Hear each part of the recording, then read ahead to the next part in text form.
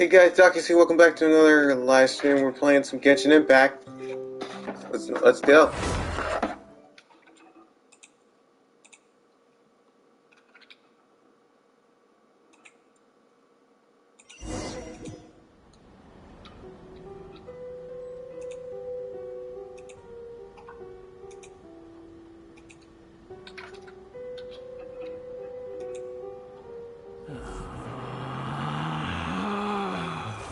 Relax.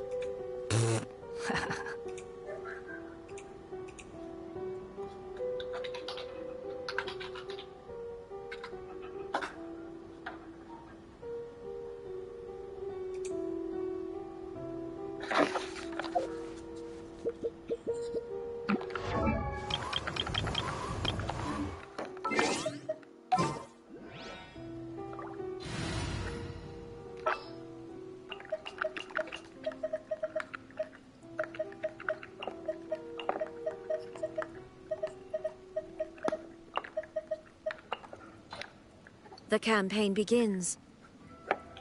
We are.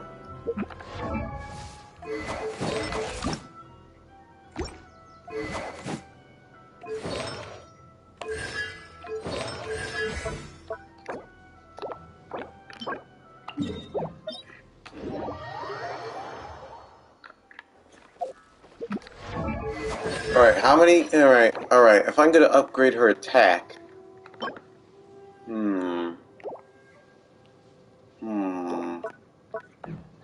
I am gonna need. This is gonna be a long time, so.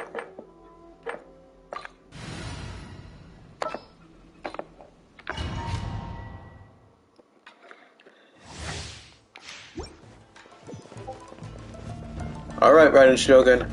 Alright, A. Let's show me what you can do. Inazuma shines eternal!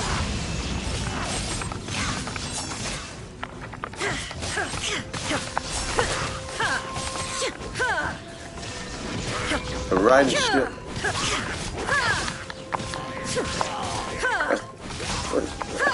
Alright. Shogun. There is no escape! Man, I know.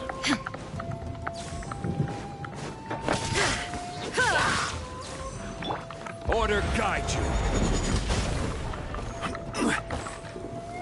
Gather.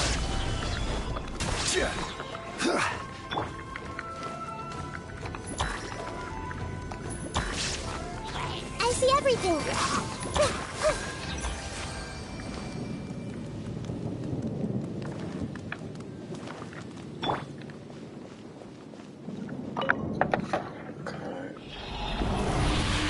That's poor.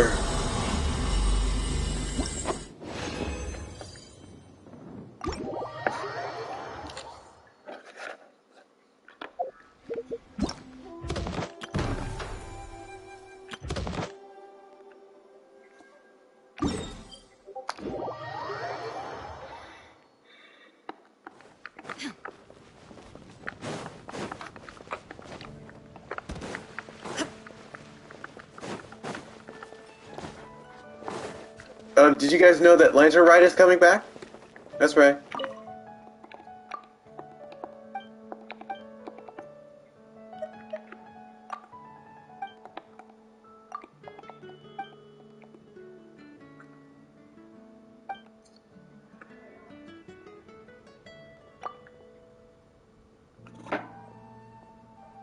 Everyone is mentioning Knotline. I guess that's the next location. I don't want Genshin to end.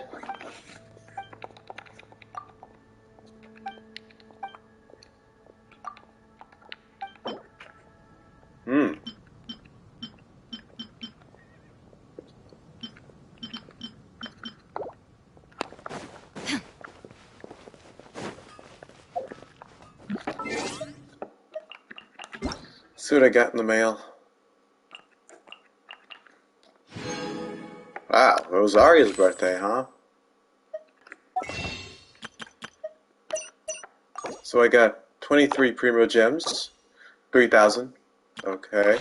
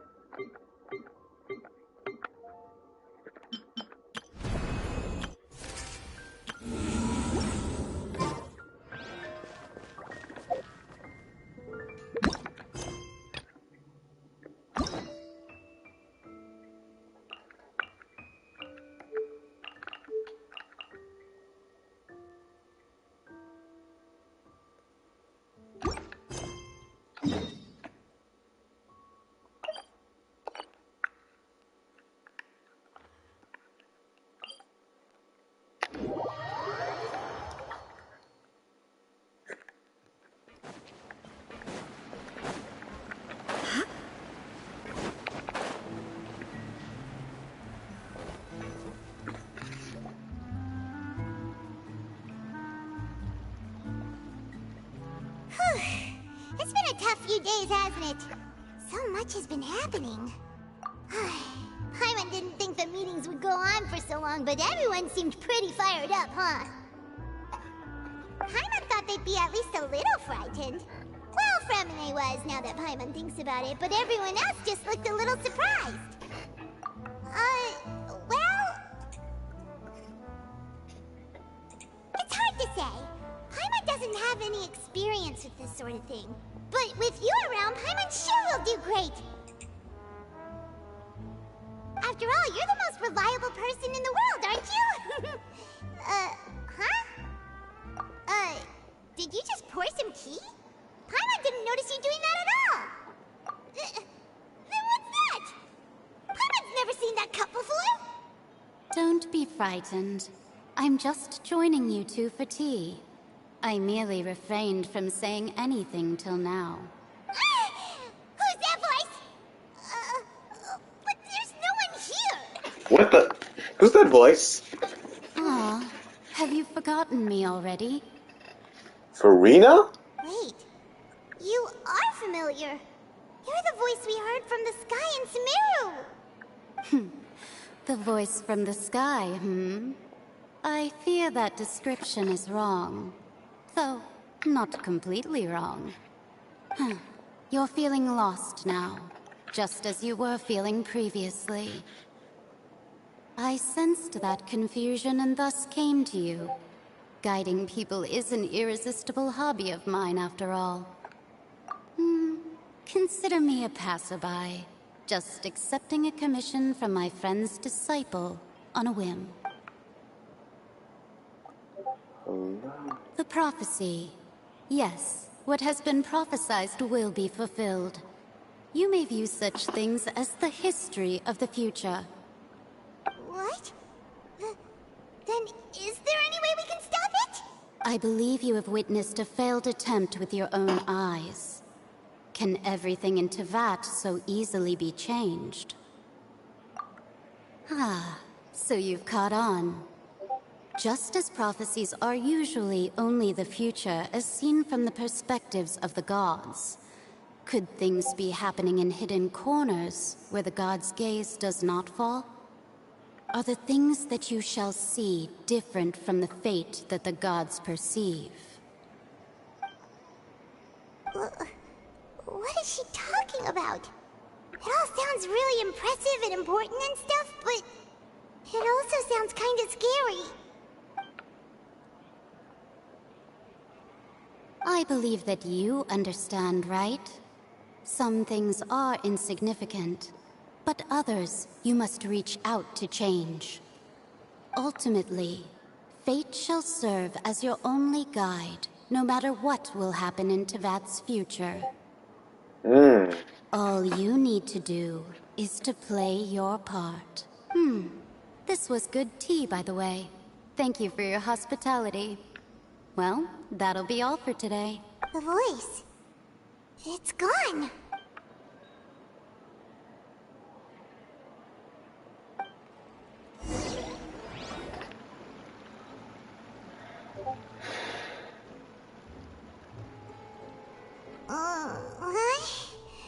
I want to hear someone talking. All right, coming.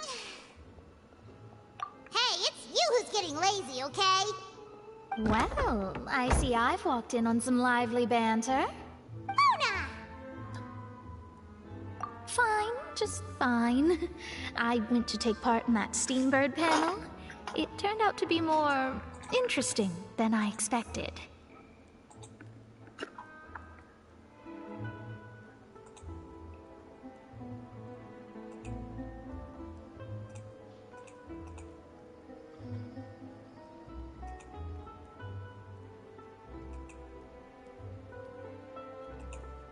Not all Fontainians are pessimistic about this. One journalist mentioned that sitting around and waiting for the end to come would be wrong, and that they should make their own rescue preparations. I agreed, so we had a brief chat with her.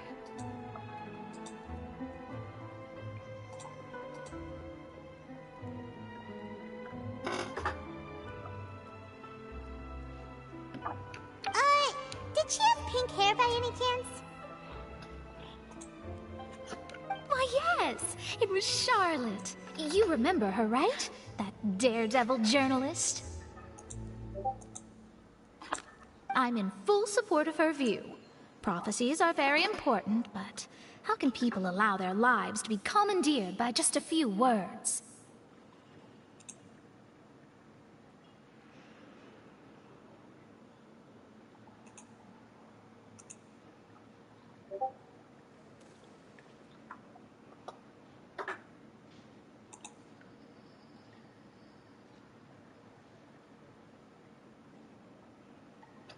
That's right! Paimon's glad to hear something sensible for once. Ah, yes. About what we Hey, had discussed before. hey, Goose. Huh? Goodness gracious. Are you serious? She said that even the god's gaze has blind spots. Pretty bold if you ask Paimon. Most people would believe the gods to be all-knowing, right? The Hexen Circle members are certainly anything but ordinary. As for the mage named N, the old hag has mentioned her a few times. She said that N's sense of direction is incredible, and that she loves guiding those who are lost. But I've never met her, and if she were still alive, she'd be... well, suffice it to say that the hag's at least a few hundred now, and N's been around for longer than that. Whoa. The Hexen Circle sounds like a scary group. But they must really stay in shape to live so long. Their abilities alone are pretty terrifying. If she came to see you personally, then the problem you're facing must truly be of great importance. Well, it's not like Paimon could understand anything she said. Yes, she was quite cryptic, but I suspect she means that there is still a way to turn things around. She didn't say when or what that would be, though, so perhaps it is something that you cannot know right now.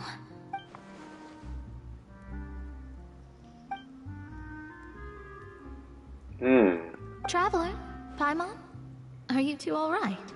Oh, we're fine. We're just a little down right now. It kind of feels like the end is coming, you know? I see.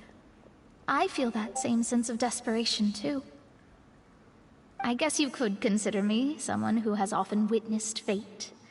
So far as I have seen, it cannot be swayed. But even so, I still hope for, and believe in, miracle. Perhaps that's what N was trying to tell you. Not to lose heart, and to believe that what you are seeing playing out before you is not yet set in stone. I did originally think of steering clear of all this, but I couldn't. Even if this is all futile, I still wish to help everyone. If we don't struggle to the last, then how can we face the end when it comes? Huh. You do have a point. There I go, talking about astrological principles again. Sorry about that. It was worth trying to comfort you, even if only a little. I believe that you'll help those who are struggling in the same way I did. I suppose that might be why we always seem to meet by coincidence. Paimon feels kind of moved by what Mona said. But also kind of sad, too. Hey, Traveler. Paimon suddenly feels like going outside for a walk. Let's go. Let's walk around the city, shall we? There's a few spots we always like to walk by.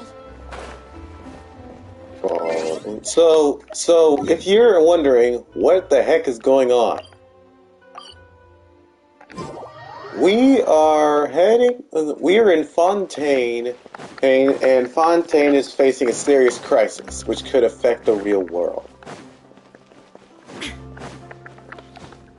Let's get some food, like food in the game.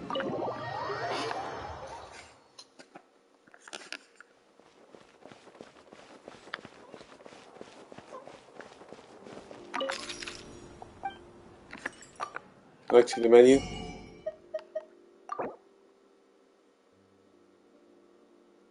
Yeah, I saw what they added to Fortnite.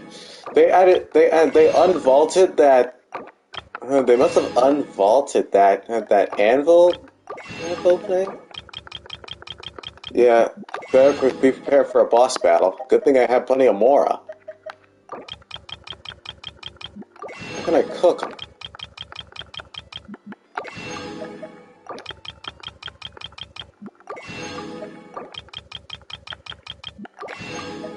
gonna need to cook a lot.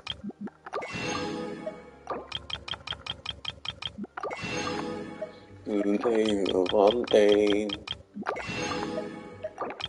Cheese. We need like I'm listening. I'm like the Genshin Mr. Beast right now versus everything. Everything.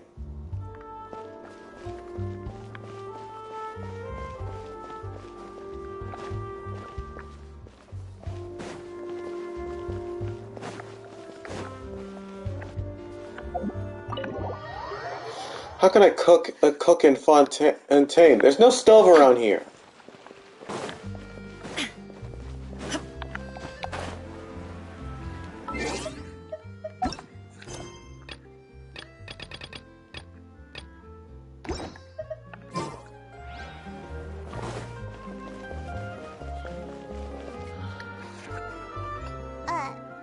Huh? Our names are written in this newspaper. What's going on? Let Paimon see! The underwater stronghold, the Fortress of Meripede, has continued in its noble autonomy, but that does not mean that others cannot interact with it. My recent attempts to enter the fortress bore little fruit. Huh. Guess Charlotte still hasn't given up on that.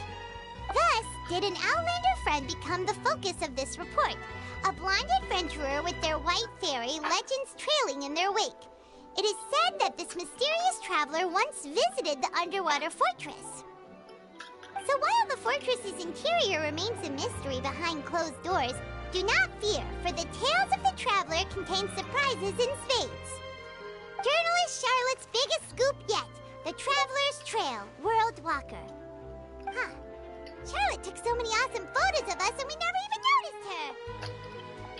She hasn't been able to get a hold of anything at the fortress, so since we're easier to find, she's using us as the subject matter instead? Ugh, seriously? Well, fine. Those headlines and photos do look cool, so Paimon will forgive her this time. Huh.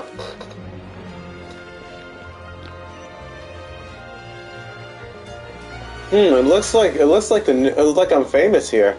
So we have the Traveler, Zhongli, the Raiden Shogun, and Nahida.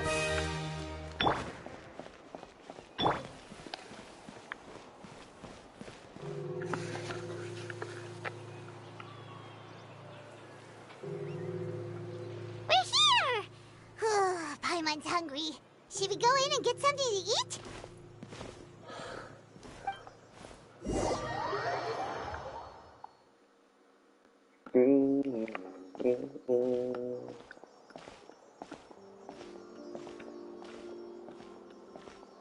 Hey, quick!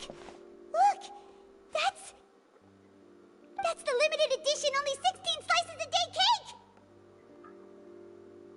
It was so delicious the last time we tried it! Despite the tense situation we were in, let's give it another go! Paimon's sure it'll be great! One slice of cake, please. Someone showed up after all! Oh, wait, you're the one from the Palais Mermonia. Oh, are you here to buy cake too? It seems Monsieur Nervalette was right. You really can eat. Wait, did he really say something like that? That's right. Even he has his own preferences when it comes to food. As for me, I love the cake and coffee here. Do you come here often? Usually every day. That's a lot of money. Every day? It's part of my daily schedule, apart from work. I shall have my cake and coffee. Then what if someone told you one day that this place would be closing soon, and you wouldn't get to eat cake here anymore? But why would it close? Well, Paimon doesn't know either, but maybe the waters will rise tomorrow. You know, like in the prophecy. Oh, the prophecy. To be honest, I haven't paid much attention to that. No, still, even if there'd be no more cake tomorrow, that wouldn't keep me from having some today. No, it's the same for eating in general. You might not be able to eat tomorrow, but if you can do so today, then you should carry on. That's what people call living, you know. That's true.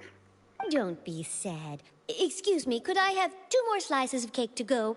These 2 slices are for you. Sijuin said that this kind of expression you're making is what humans call being sad. Huh, Mezzolines don't really understand human emotions. Oh, you know Seedwing? I sure do.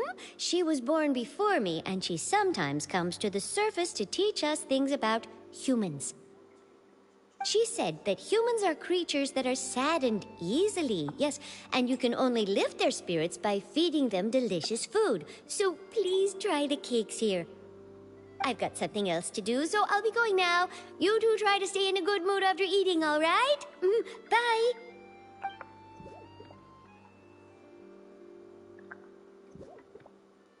And there she goes. All right, let's dig in. Paimon's sure this cake will be delicious. Oh, It's more delicious than last time. And the flavor gets even better with a sip of tea. It sure would be nice if we could come again tomorrow. Sure would be nice if we could always eat delicious food here.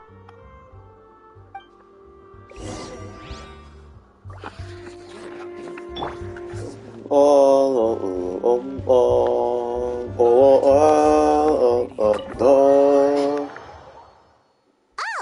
we're near the Seabird office.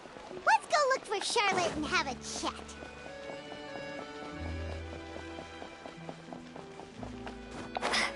Doesn't say Fontaine. Wow! If it isn't the Traveler and Paimon! Oh, have you seen the article I wrote about you? Ha!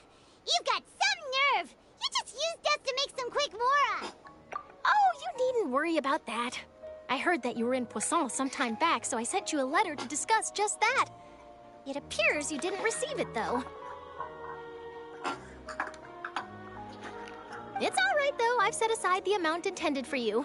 I've even set the table with some food. Really? Oh, you're the best! You're almost a little too easy to win over, Paimon. If I were a journalist with ulterior motives, you'd be in trouble now, you know. Oh, Paimon knows you're not like that. Still, what brings you here all of a sudden? Were you looking for me?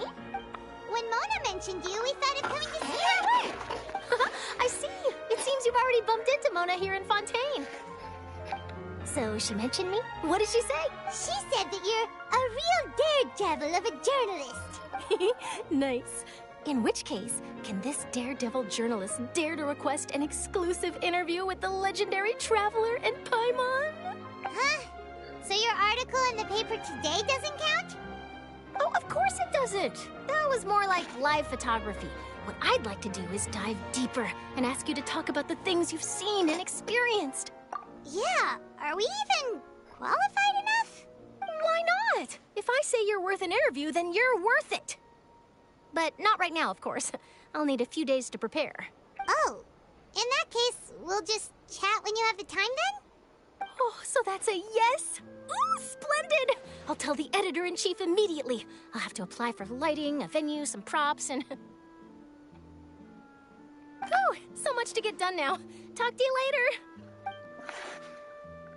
Wait, Charlotte, Paimon's still got a question for you.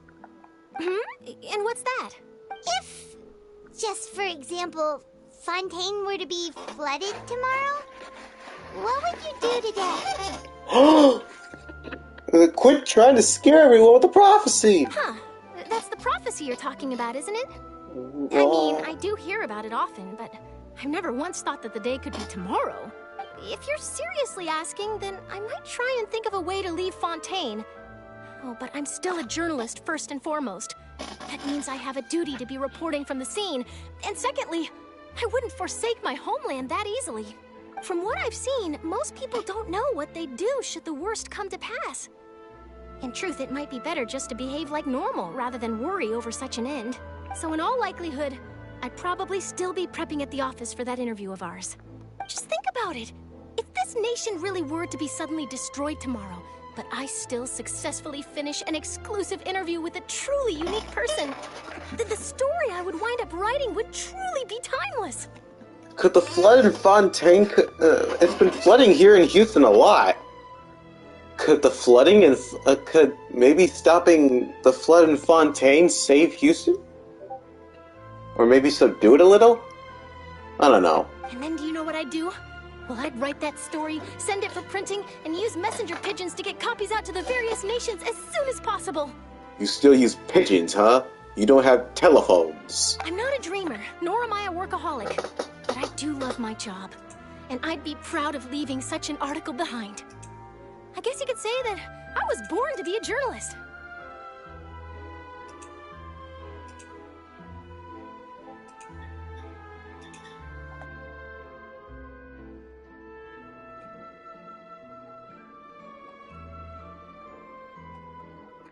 But anyway, that's my answer.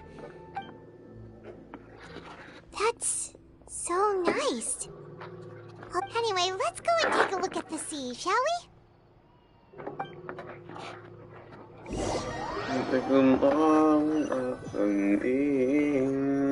The sea breeze and scenery can be a pretty soothing combo, huh? Paimon's been thinking. If it wasn't Fontaine, but all of Tevat that would be destroyed tomorrow, where would we go and what would we do? No, Paimon should ask, if you could choose, what would you like to do? Choose, huh? We've always been moving to the next destination, so we haven't spent much time thinking about these kinds of things.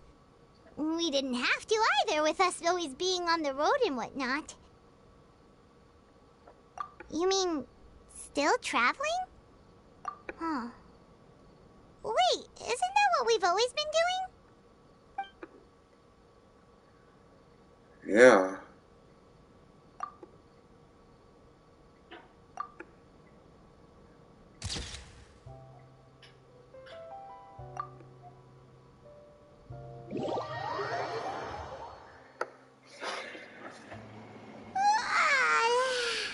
Feels like you'll grow mold if you stay here long enough. But it's still better than the Fortress of Mirapede, that's for sure. It's not only damp there, but salty too. Ah, so the two of you are still here. Wonderful.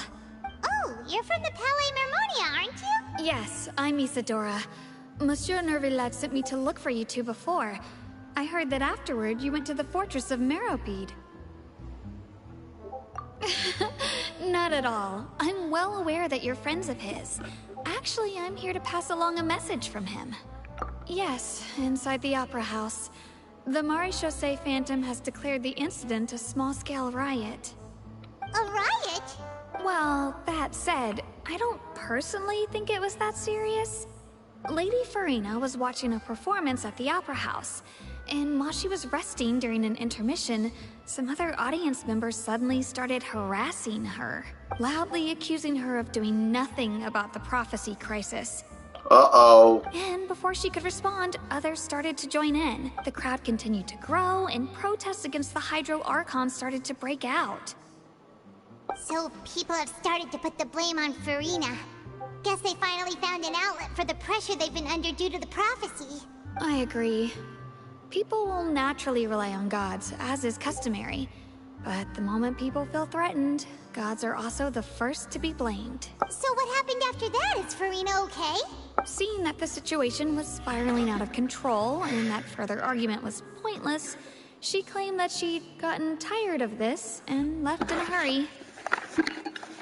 The Maréchaussée Phantom had their hands full maintaining order and did not catch where Lady Farina had gone. So, you mean she's still missing? That's right. The Maréchaussée has dispatched many people to search for her, but we don't have any leads yet. That said, I don't think there's much to worry about. Good. Monsieur Nervillat sent me to tell you about the situation, but he didn't say anything else. Don't worry, this is more than enough to go on. Thanks for keeping us informed. Ah, is that so? Well, all right then. Well, sounds like we should hurry over to Poisson then. If we know Farina, she won't try to fix things in this situation. Instead, she'll look for a place to wait out the heat. And, as we also know, she may be loud and dramatic, but she doesn't have a heart of stone. When Nervalet was talking to her in the Palais Mermonia, and she heard about Poisson, she couldn't hide her sadness and remorse. It would be hard for her to ignore being accused by the public today. Paimon thinks Furina's probably taken the opportunity to slip away to Poisson and try to relieve the sense of guilt that she's feeling. Huh. Well, what do you think? Paimon knows the answer, of course, but Paimon can do the analysis to back it up, too. Cool, huh? In that case, there's not a moment to lose. Poisson, here we come!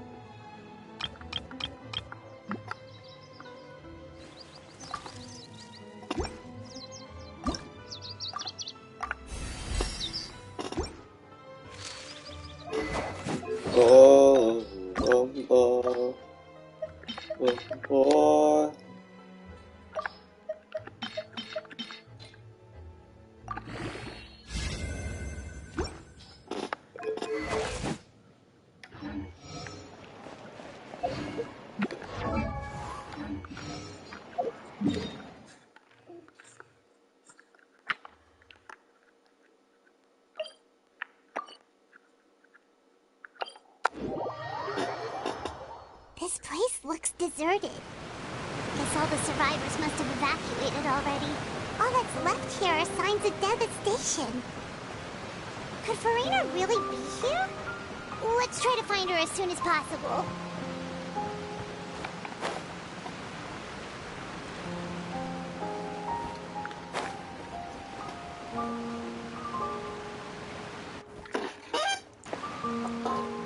There she is. That's Furina, right over there. She really is here all on her own. Should I just give up? This is all meaningless. What was meant to happen did happen after all. Everyone's dead. Oh no. I'm sorry. I'm so sorry. Give up, Furina. There's no point in holding out. Oh my gosh. Seems Furina's becoming a lot more. Wow, this is different from her dramatic side. I'm sorry. But what can I even do other than to repeat meaningless apologies over and over? Looks like you're having a tough time. Who's that? Don't worry, Furina, it's just us.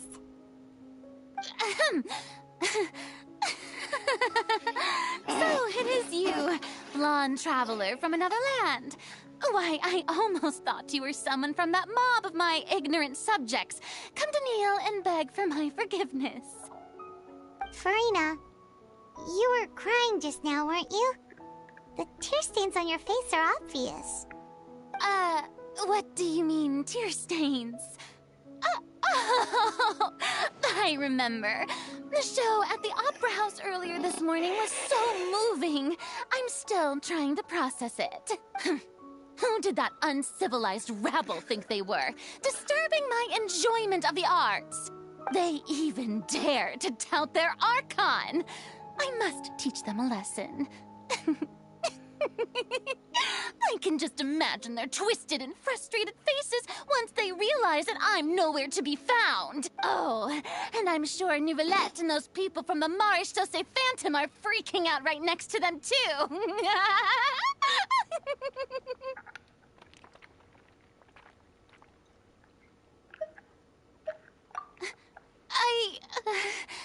Of course not. Hey, there she is! The Hydro Archon's over there! What the? Quick, after her! Furina, those people seem to be after you. They are? They're just some rabid fans who want to cut the line because they haven't been able to meet me in person, aren't they? That's against the rules. I can't let them get their way. Furina just ran off.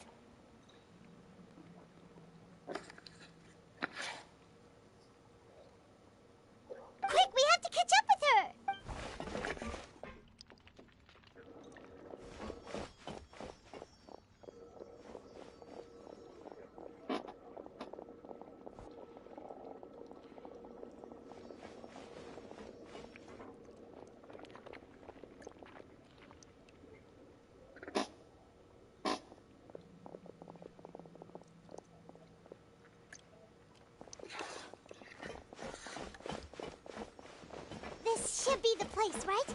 Hey, Farina! There's a good hiding spot over here. Quick, come to Paimon before the rest of them catch up to you. What is this place? Hurry, they're almost here. Fine. I suppose haste is warranted. Lead the way.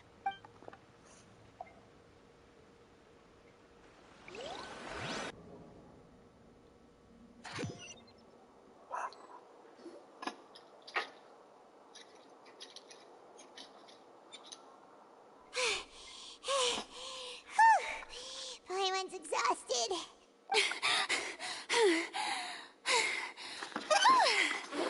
I'm so tired. I totally thought they had caught me. No, I mean, I merely gave in to the sheer enthusiasm they displayed.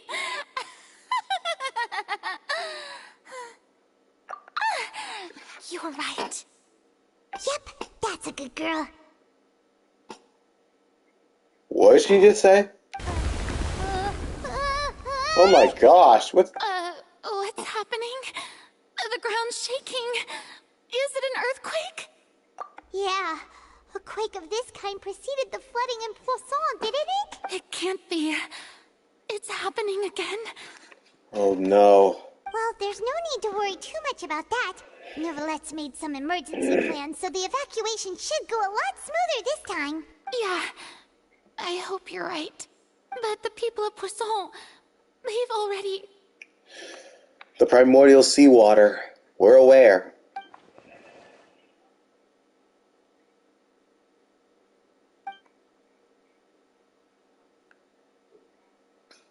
It's true. I've been investigating the prophecy for hundreds of years. I once had informants all over Tevat, searching for clues and feeding information back to me. I've tried all kinds of ways, too, to hold back the sea. Anything to keep the coastline from advancing. But all my efforts proved to be futile in the end. Really, the truth has been clear to me for a very long time. We cannot make an enemy of the divine. No matter what we do, the will of the heavenly principles will have its way, and the prophecy shall be fulfilled. Give up. I do love the sound of that phrase. It would mean finally coming to terms with fate, but also for me to finally be free. Indeed, I've thought about giving up so many times, especially after we almost lost Poisson. Fate is really unreasonable, isn't it? It has no heart and obeys no rules. The prophecy has only just started to come true, and so many people have already lost their lives. But just now, it all became clear to me. I still don't have the right to come to terms with fate on behalf of everyone else. As long as the final moment hasn't come, it's still not too late. Don't worry. I will keep hope alive for everyone until the very end. Well, that's enough for now. I got the impulse to play the stricken maiden, but honestly, considering my rank and station, that wasn't a good fit at all. Don't take any of what I just said seriously. How could I possibly let Fontaine fall to the whims of trivial prophecy? Come on! Paimon could have sworn you were actually being honest just now.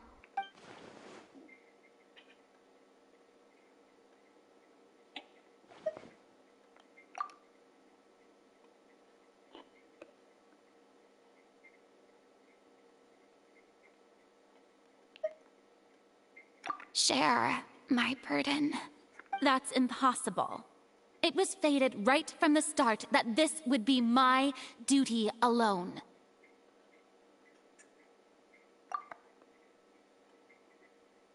A witness. Yes, I've heard that you came to Tevat from beyond the stars, yes. In other words, you never belonged here. And if Tevat is, in its entirety, a show on a stage, then you're just a spectator, aren't you? If that's the case...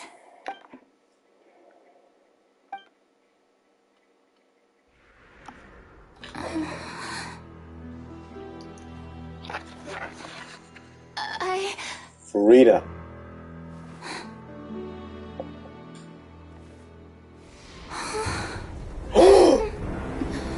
Uh-oh. What the heck is happening? What? Oh.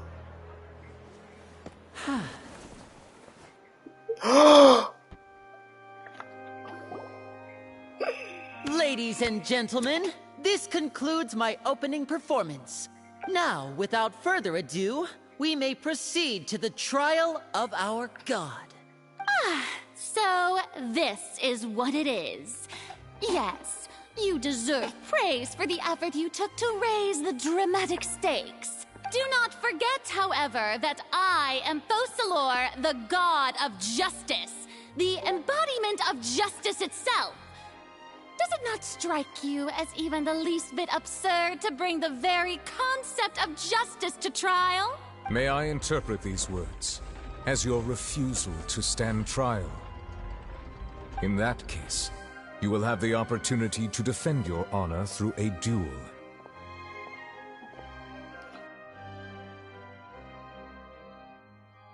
I believe Nouvelette's plan actually worked. You would draw your blade against a god?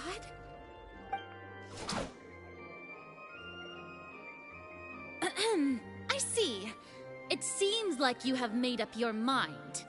Oh my gosh.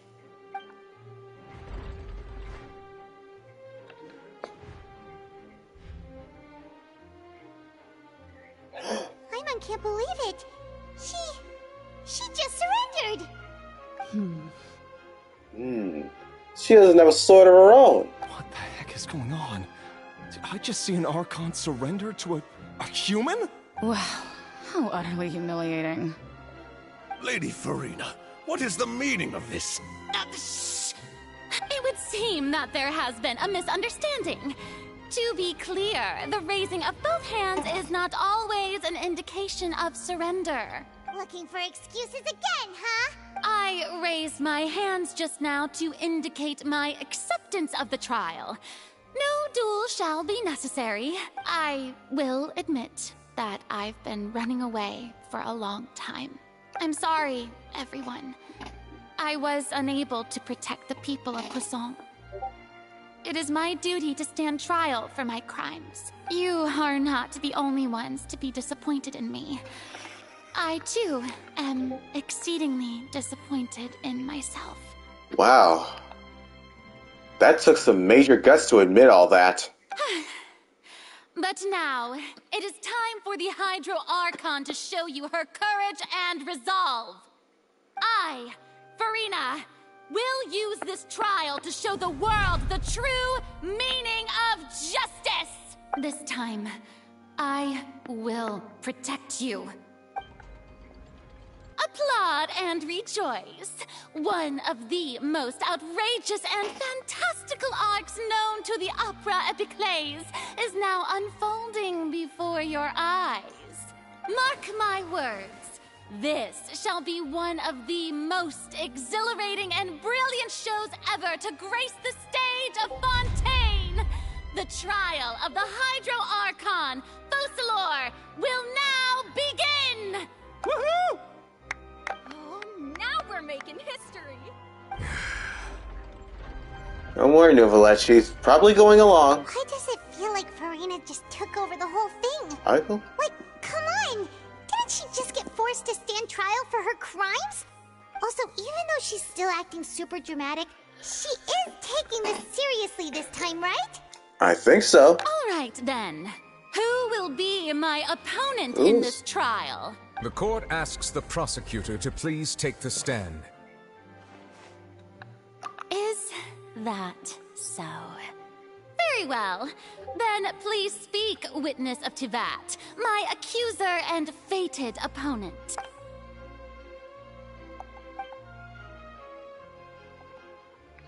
Alright. Alright. Alright, Farina, time to lawyer up!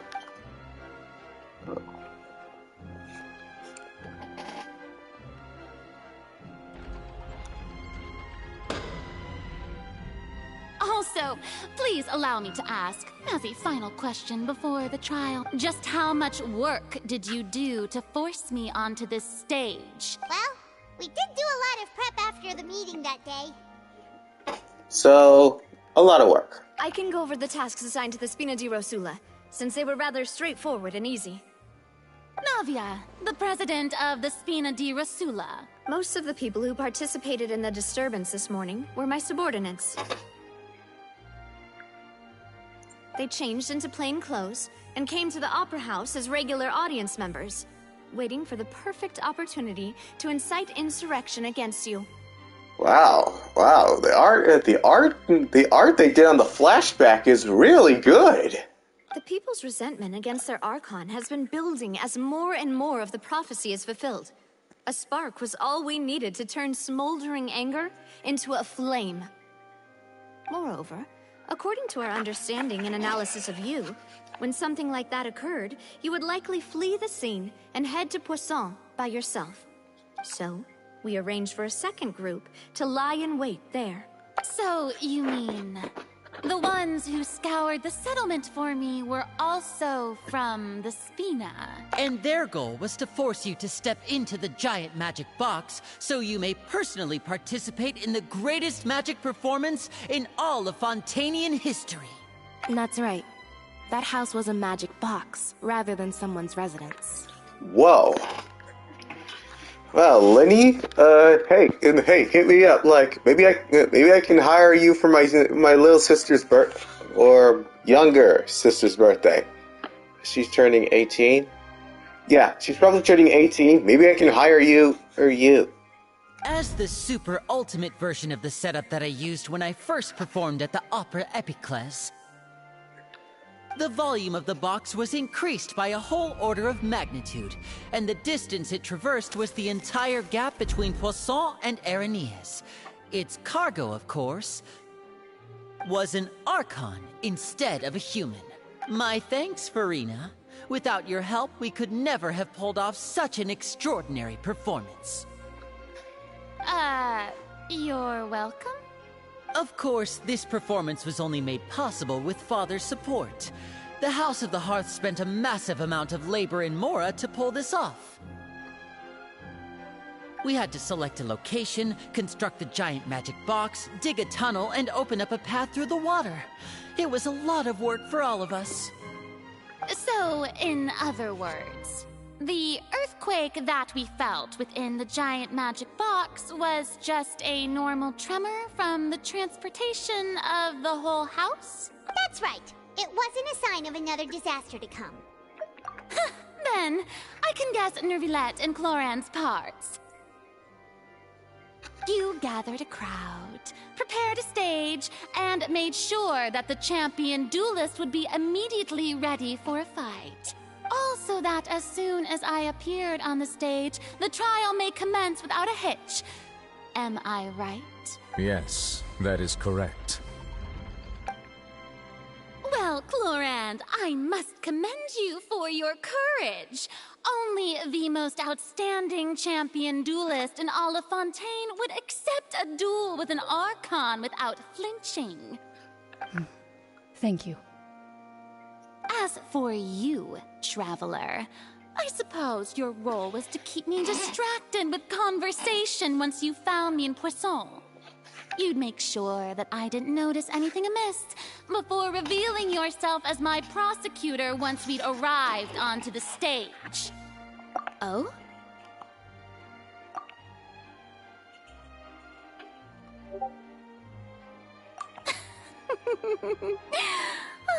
Is that so? Then I suppose I must have missed my final chance. It's fine. It matters not. What's done is done.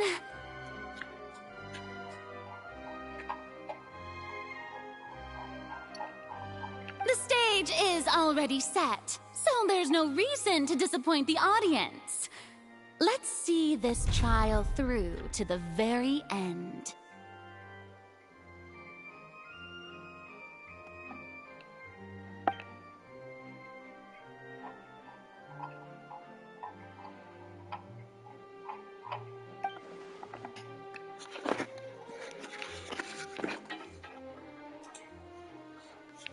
Madam Prosecutor, please allow me to pass this along. This is a document that Miss Charlotte applied for and received permission to share with you during the trial. According to her, it should speed up the proceedings. Huh? Charlotte wanted to give us something? Oh, so she's here oh, let Paimon see. Isn't this the exclusive interview that... Wait, then that means this document is a perfect timeline of everything that's happened ever since we stepped foot in Fontaine! So in other words, we can refer to this anthology of evidence every time we want to use something from our journey as evidence for an argument! Let's quickly confirm the information in it. Just think of it as a refresher, alright? You defeated the Hydro Archon in the very first duel you took part in at the Opera House. I didn't think that you'd wind up getting to the bottom of the case I'd been following all this time. This is the first time Monsieur Nervillette had a difference of opinion with the Oratrice. Even the Hydro Archon can't figure it out. A Fatui Harbinger. The words of someone as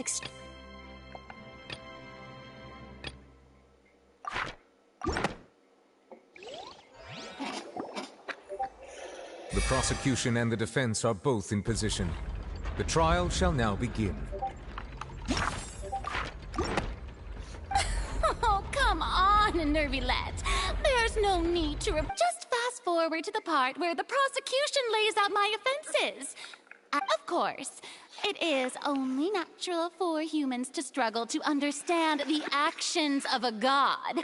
However, you will need more than that to convict me of a crime. That's true, but my charge here is unrelated to your conduct as an Archon. Instead, I would like to charge you as a fraud who has never been the Archon in the first place. Wait, what was that? Lady Farina's a fraud? A fraud?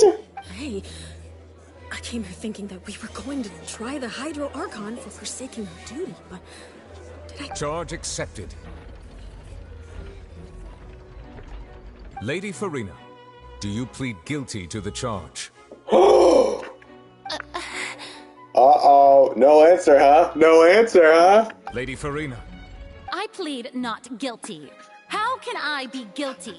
There is no way that I, Focalor, otherwise known as Farina de Fontaine, a member of the Seven and the Regina of all waters, kindreds, peoples, and laws of Fontaine, could be anything other than your true Archon.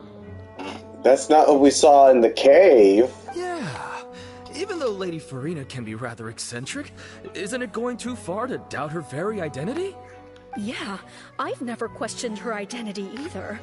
Sure, Lady Farina can be super irresponsible, but what grounds does that prosecutor have to make such a huge claim? I have cause to believe that common sense will prevail in this case. Many of the members of the audience have known me as the Hydro Archon ever since they were born. There would be no fooling their memory. See? Even the Oratrice has decided to show me its favor. Are you sure you want to commit to a charge that will never be upheld? If you wish to drop the case, I can promise you as the God of Justice that you will not have to face trial for making a false accusation. We will treat everything that's happened as a dramatic spectacle. An argument with near impossible odds, huh?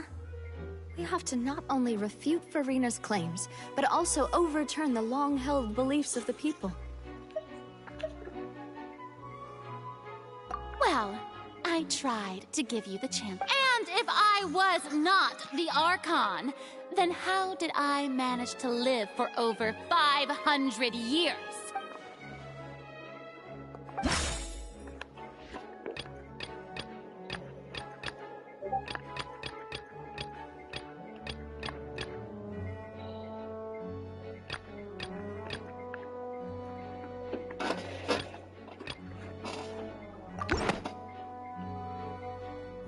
That doesn't sound... No.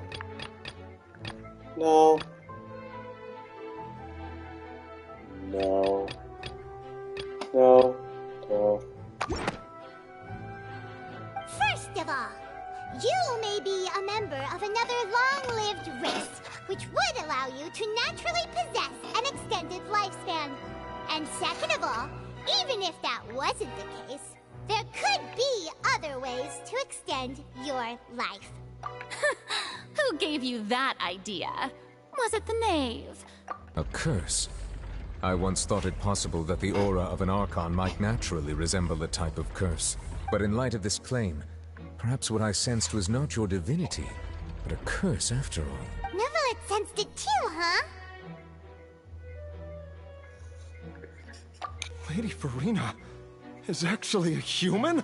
What? Well, it is true that it's extremely difficult to tell humans and gods apart just by looking at them. It's not impossible.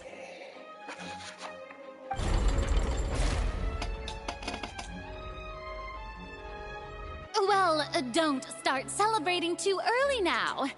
Even if I have been carrying a curse like you said, how does that prove that I am merely a human being?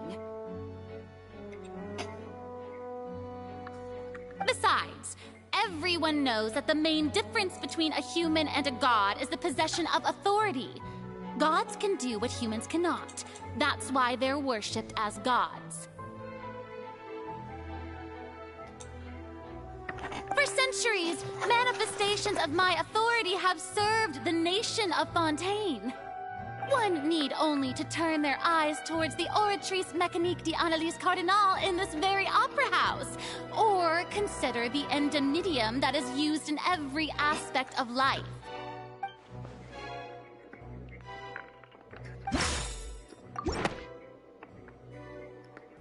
That doesn't sound right. No. No. No. No. No. No. No. No. That doesn't... No. No. No.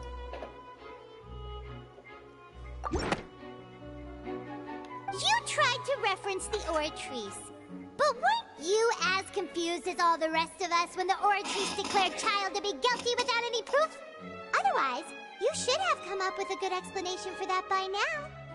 Didn't I make myself clear at the time? Lady Farina, I believe a reminder of your current circumstances is in order. While the court is in session, the principles of justice and the law must come before all else. While you are an Archon, you are also first and foremost the defendant in this trial.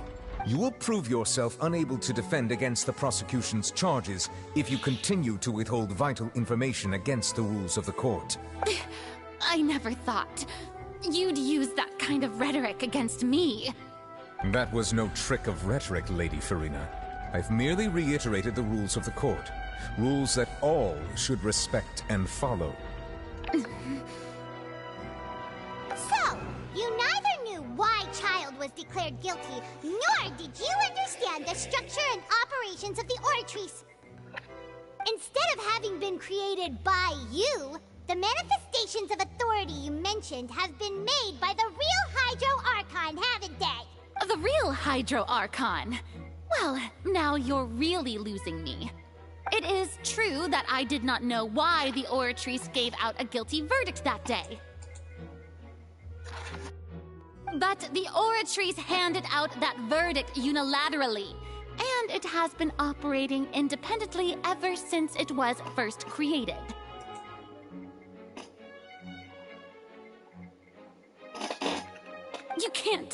You can't argue that just because a divine creation is flawed, that the god behind it must also be no god at all.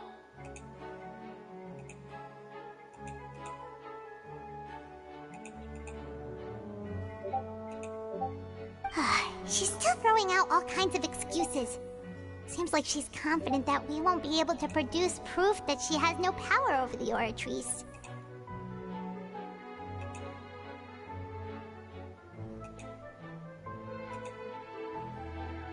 my power as an Archon. There are many ordinary citizens in the audience. How can I just carelessly demonstrate the formidable power of an Archon?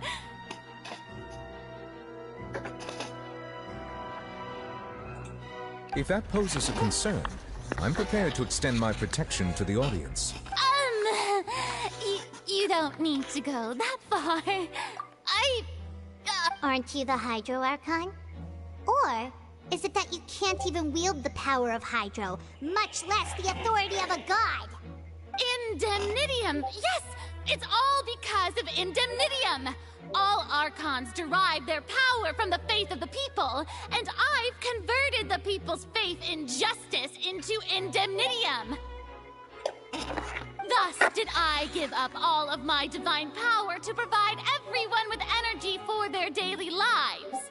Have you ever seen a more magnanimous god? Isn't that a huge stretch? Yeah, no matter how generous an Archon can be, how could they give up all their power? Can a god with no power even still be called a god? It seems like nobody's buying Furina's excuse. Hey, come now, everyone.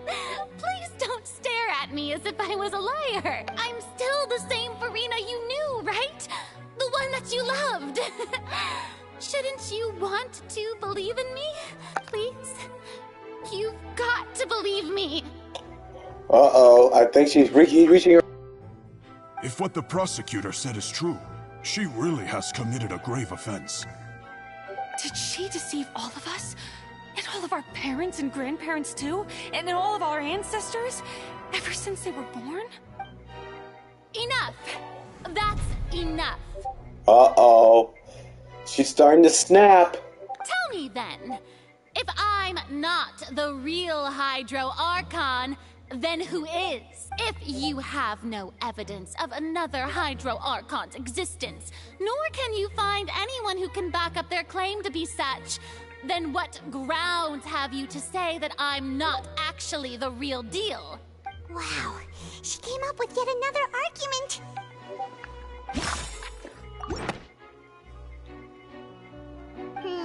That doesn't sound right.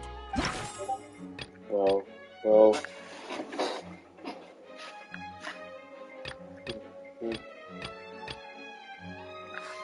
I'm on.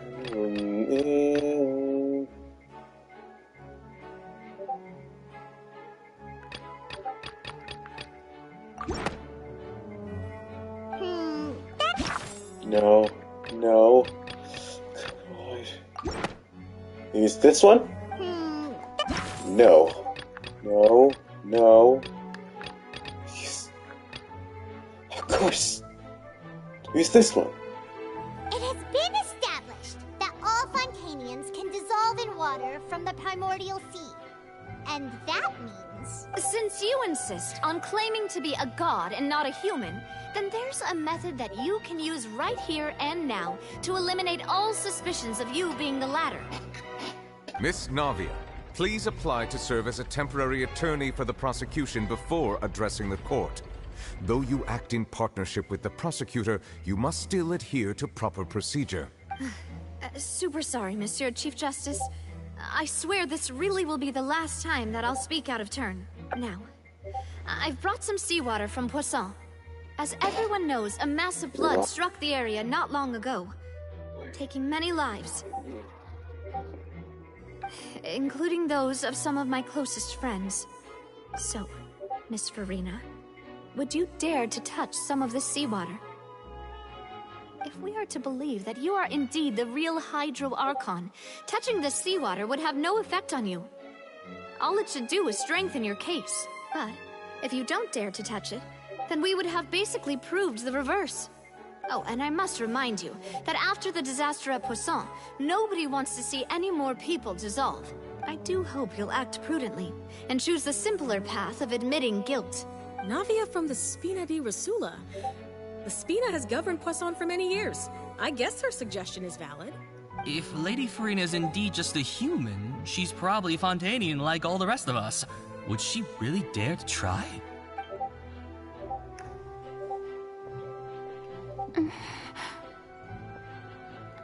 Touch it, touch it, touch it. Lady Farina, this test has been unilaterally proposed by the prosecution. As it falls outside the realm of standard court proceedings, you possess the right to decline participation. Well, of course he had to tell her that. But refusing to participate is basically the same as a confession of guilt. She's just staring at the water without saying a single word. It really does seem like she's quite terrified of it. What's going on? Is she really planning to... That's not what we thought she would... Due to the inherent risk of the test, Lady Farina, you may... Hey! What? She is actually willing to do anything to prove her innocence. I'm fine! Look at me, everyone! My hand is still here! I haven't been dissolved! Will you believe me now? I really am your Archon! I'm nothing like a normal human who would fall apart as soon as they touch this water! Really? Was this not the most obvious thing in the world? Miss Siegewin? If you're present, Miss Siegewin, please come forward and attend to the defendant. Siegewin? Don't be nervous. It'll just take a few seconds. Let me see. That should be enough. Please announce the results of your evaluation to the court, Miss Siegewin. As everyone doubtlessly saw, Miss Farina was displaying symptoms of hyperventilation and flushed skin.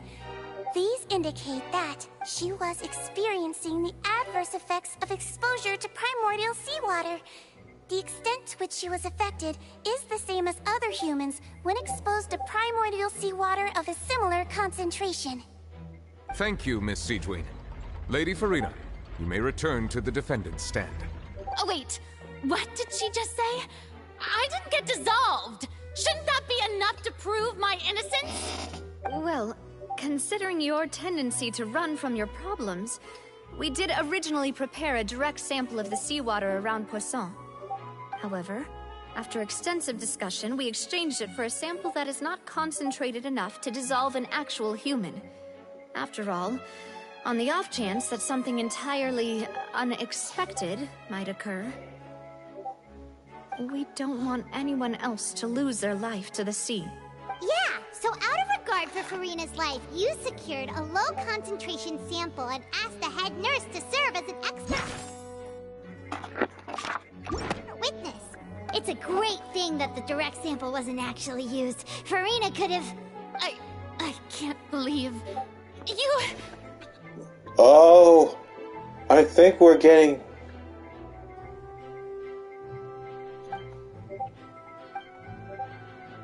Listen to me, everyone. Please don't give me such cold and disdainful looks. What happened just now didn't prove a single thing. Think about it. How can you conclusively prove that an Archon can't also be affected by the primordial seawater? Also, if I was really just a human, why would I dare to just put my hand in that kind of water? Wow, they're not believing her. Anyone, just listen to me. I swear, I really am your Archon.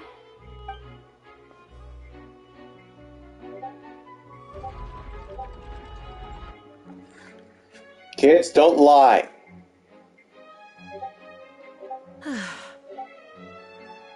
I don't think anything she says at this point will sway anyone. The odds are just too stacked against her now. With all the things that have been said, Paimon doesn't think there's any way left for Farina to win. I believe the time for arguments and presentation of evidence has come to an end. If there are no objections, we will move on to the final judgment.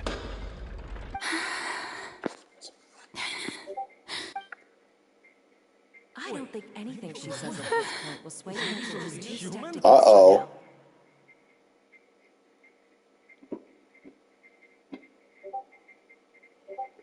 What is going on? In my capacity as Chief Justice, I shall now render judgment on Furina's misrepresentation of herself as the Archon of Fontaine. As a human who knowingly deceived her fellow citizens, Furina is... Guilty? Guilty.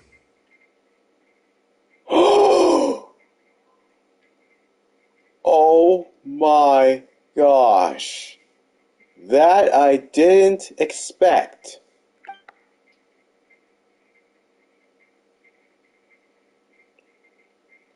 What's her sentence? We shall now turn to the Oratrice Mécanique d'Analyse Cardinale to render the final verdict on the charges.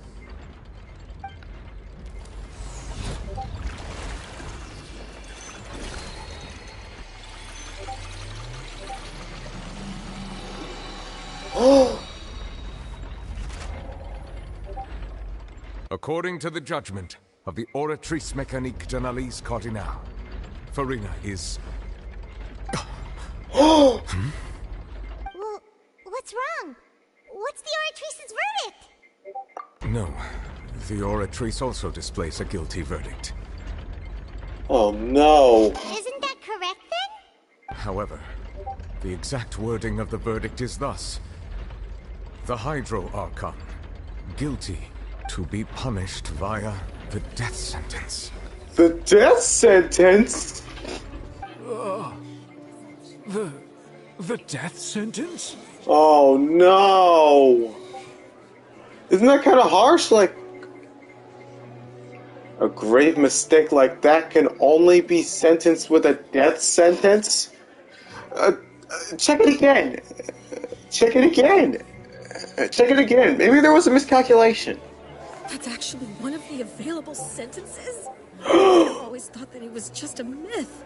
No. The one and only time the death sentence has been handed out at the court, and it's been given to the very person we've worshipped as the god of justice? What an unexpected twist. Oh no. Furina's been sentenced to death by the Oratrice? We just wanted to use the trial to show her the seriousness of things so she'd tell us the truth. How did things escalate this quickly? The Oratrice must be out of control or something. This outcome is indeed quite strange. According to Fontaine's current definitions of justice, as well as its recommendations for criminal sentences, Can we just send her to the Fortress of Meripede for a few years? I fear it's a much more safer thing than death than dying. is this sentence really appropriate for the crimes that have been committed? Can we just send her to the Fortress of Meripede? Meripede? Even Vache wasn't sentenced to death by the Oratrice. You know, the real evil mastermind behind the serial disappearances case. Indeed. Not only is Furina's sentence overly excessive, the very point of our trial today was also to prove that Furina has never been the Hydro Archon in the first place. Oh my gosh. But now, the Oratrice seems to have deliberately invoked the title of the Hydro Archon. What does this mean?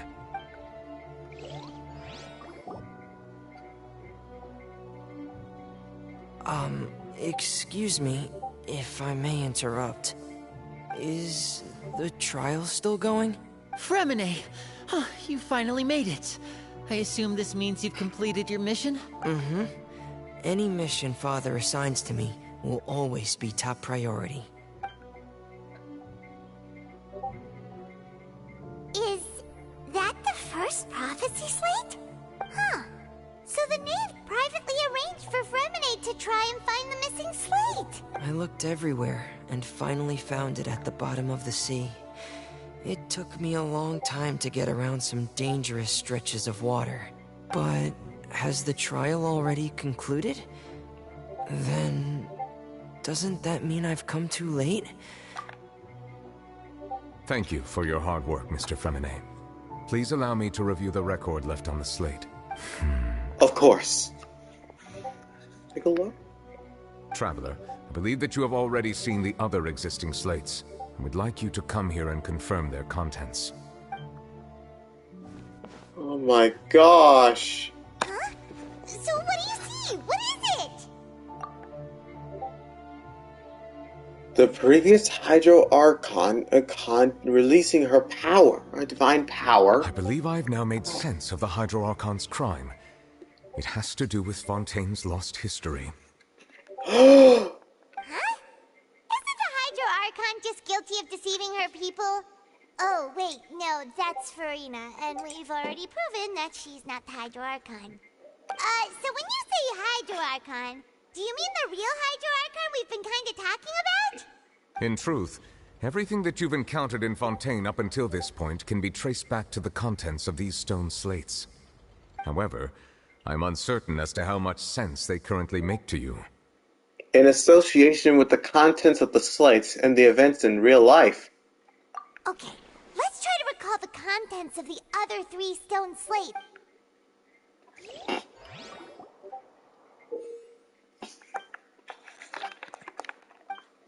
Maybe we can like make the orators reconsider the death sentence and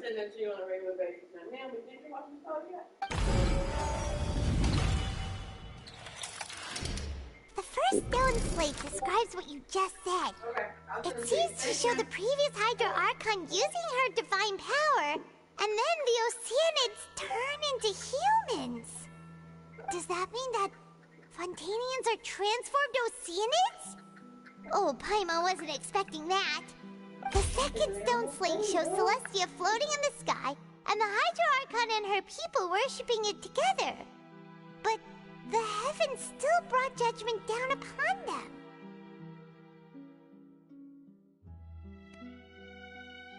This must be the point when the Hydro Archon and the Fontainians were branded with their original sin.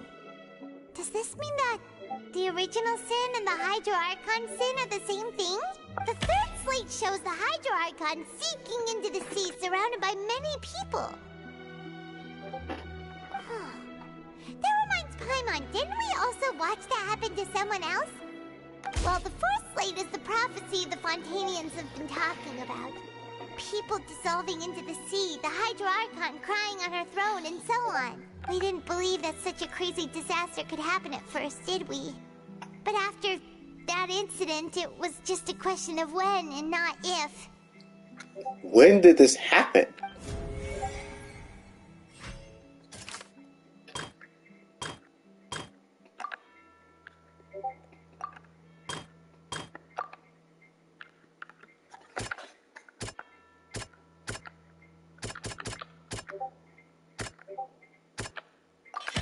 We know from the case of the serial disappearances of young women that Fontainians can be dissolved in primordial seawater. And this might be the reason that Fontainians can dissolve.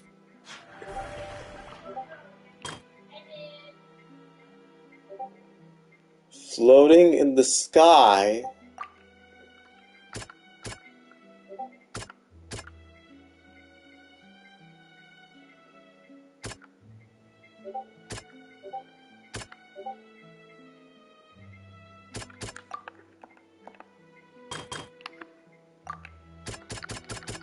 That doesn't sound quite...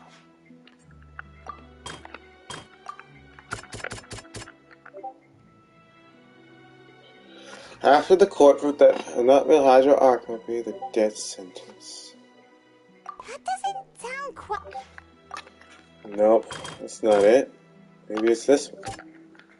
I'm guilty. That doesn't sound...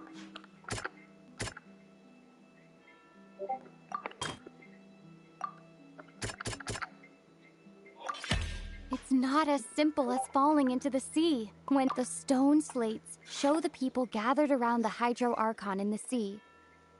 Could that be alluding to the same thing? Oh. Is it this one? That doesn't sound... That doesn't sound quite...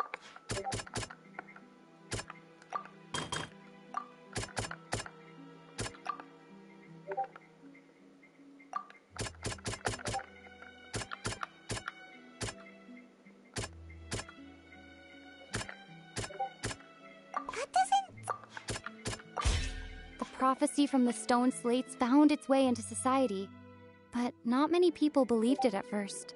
If we hadn't dealt with it in time, things could have gone very badly. Oh my.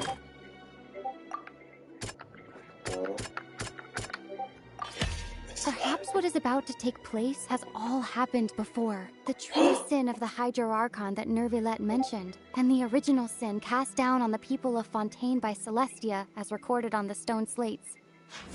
Oh my gosh, this happened before. Dissolve into the primordial sea but won't cease to exist. Their essence will flow in the seawater, converge, and take the form of an oceanid. The Hydro Archon was sentenced to death in court, shocking everyone present. Perhaps this means that her sin was actually Fontaine's original sin. Nadia fell into the water inside those ruins, and she nearly dissolved. She was surrounded by the people of Poisson in a court within her consciousness, and was forced to take part in a trial meant to make her stay. The eruption of the primordial sea at the fortress of Merope was the surest sign that the prophecy was about to come to pass no matter what. The stone slate's content can all be verified by recent events. If we combine what we know together, loads of truths should come to light.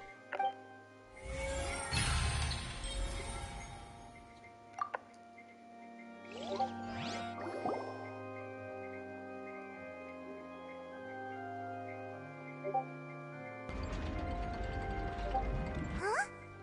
Oh, Paimon gets it now! So that's how you can make sense of it. But then it feels like we're going to have to share some truly shocking revelations. Let's hear them.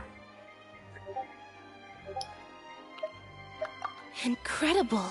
Linny, did you hear that? We're not real humans.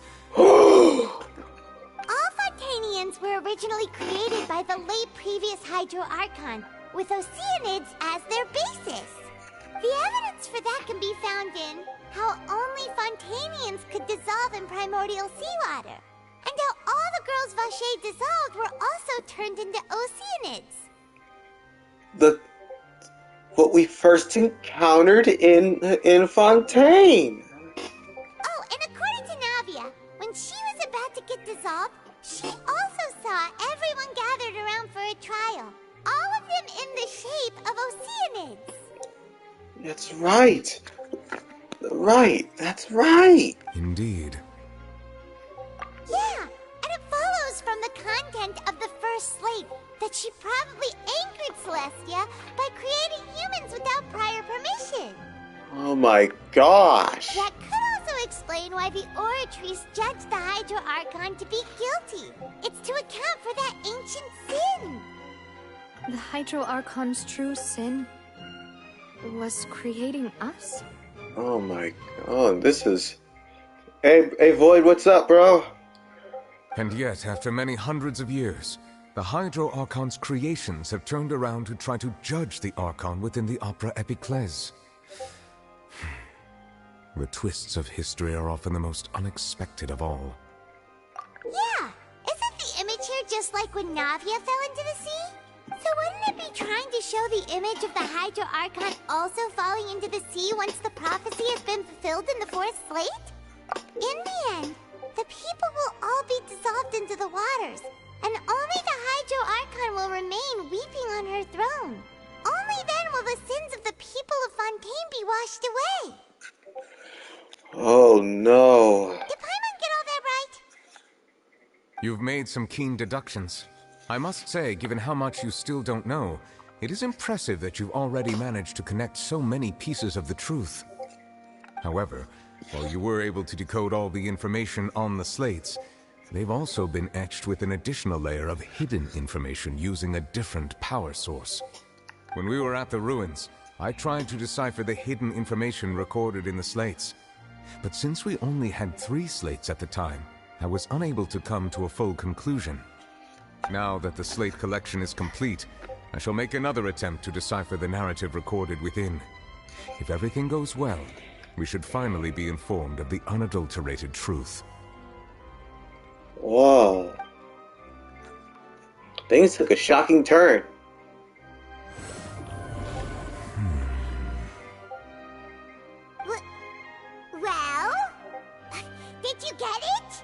believe I should share this truth not only with you, but with all the people of Fontaine as well. I will try to briefly summarize it for you. Your hypotheses regarding the origin of Fontainians and the sin of the Hydro Archon were both correct. In the Fontaine of old, the previous Hydro Archon sensed the yearning of her Oceanid familiars for life on land.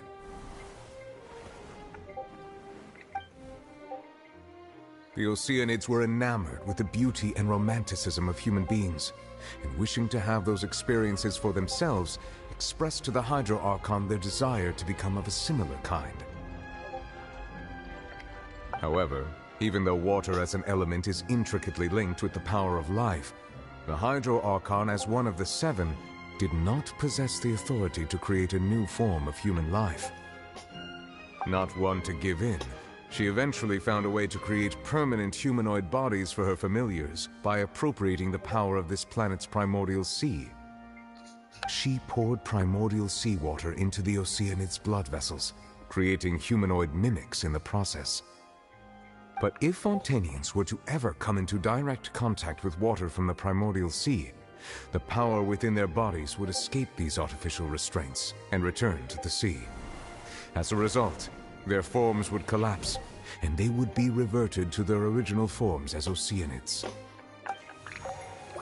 Of course, the Hydro Archon never received permission from the heavenly principles to create a new human race.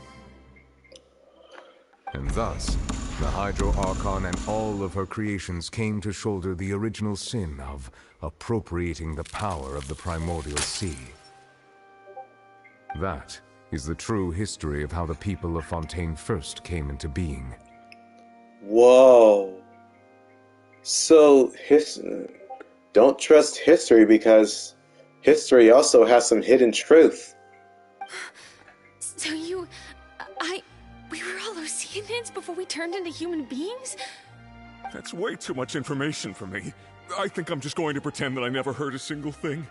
Wait, but if that's the truth, we can't let the Hydro Archon be sentenced to death. After all, her only sin was creating us. That's right. This really might be too much information for your regular Fontainian, but it does answer a lot of our questions. Alas, your hypothesis regarding the third and fourth stone slates was inaccurate. The slates' respective positions are, in fact, correct. A key point of the visual on the third slate is how all the individuals depicted in the water are humans rather than Oceanids.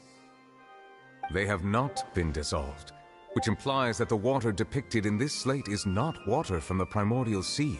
The nation of Fontaine is the nation of Hydro, as well as the nation of trials and justice. Instead of being the literal element, the water in the scene symbolizes judgment and justice. You may also recall Navia's experience. When she fell into the sea, her consciousness was surrounded by that of many others who intended to hold a trial to determine her fate. Therefore, the meaning of the third slate is that the people of Fontaine shall try the Hydro Archon at the court of justice. Yes, it refers to our present situation. I think I'm following now. So, what you're saying is, even though we decided to put on this trial to avoid fulfilling the prophecy, in truth, everything we've done has happened exactly as the prophecy foretold. So now, it seems, we're the ones making sure it comes true. What should we do? Huh. No matter what, the prophecy will be fulfilled. Is this what it feels like to be a prisoner of fate? If that's the case, does that mean the scene in the fourth slate will also be fulfilled soon? Traveler, I would like to point out another small fallacy in your deductions. About the fourth slate, you probably thought that the eruption of primordial seawater beneath the fortress of Meripede served as the surest sign that the prophecy was about to come to pass, yes? Yes. However, I believe that rather than being a sure sign, that eruption could in fact only be a small warning of something far worse to come. As for the root cause of the catastrophe, I believe you've already encountered it once before. Could it be? The ultimate proof. This eruption was just a small warning of the things to come. We must find the root cause of the disaster. The root cause. Verify the truth. The archer's just guilty. Is some sort of curse? Wait. The whale? It was both dream and reality. Oh my gosh. If we're talking about a true culprit, that could only be that thing inside the primordial sea, right? The truth, the original sin, the trial, and the root cause of the disaster.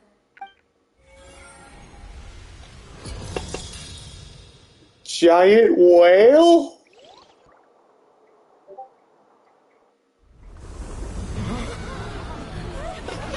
What's happening?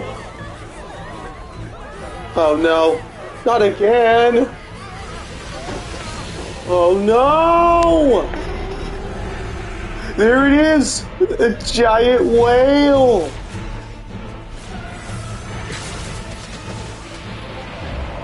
Oh no, oh no! Oh no! What is that?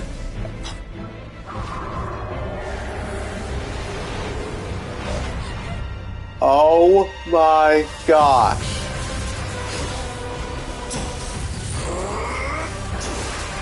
Child?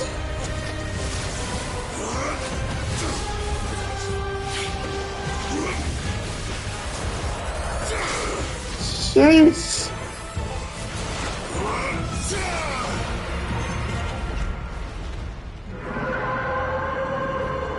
Giant whale is very mad.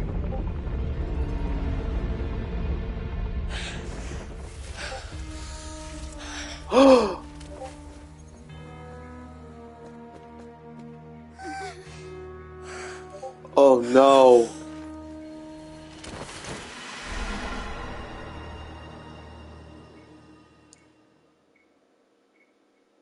What? Just... That was way too close! How did that thing just burst into the opera house? Wait, was that the huge whale you saw in your dream? That's right. And I just have... I saw what happened, but I just want to say this. What just happened? So we've met it at last. I understand very well why it has chosen to make an appearance here. That whale does not belong to Teyvat. It is a monster that has traversed the stars, weeping all the while. It has been greedily consuming the energy from the planet's primordial sea, using it to grow. That is the main cause for the rising sea levels. And once it has finished consuming all of the energy contained within the sea, its next step will be... You said that when the Hydro Archon first created Fontainians out of Oceanids, she filled their blood vessels with primordial seawater. Precisely. That whale finds the blood of Fontainians nigh impossible to resist. Therefore, when it left the primordial sea, it decided to make its next stop a packed opera house full of food. Food in the form of Fontainians. We just barely managed to push it back, right? In that case, won't it come back to target the people again once it's managed to recover its strength? That is correct. Indeed, it is more accurate to say that we should thank that Harbinger for buying us some time.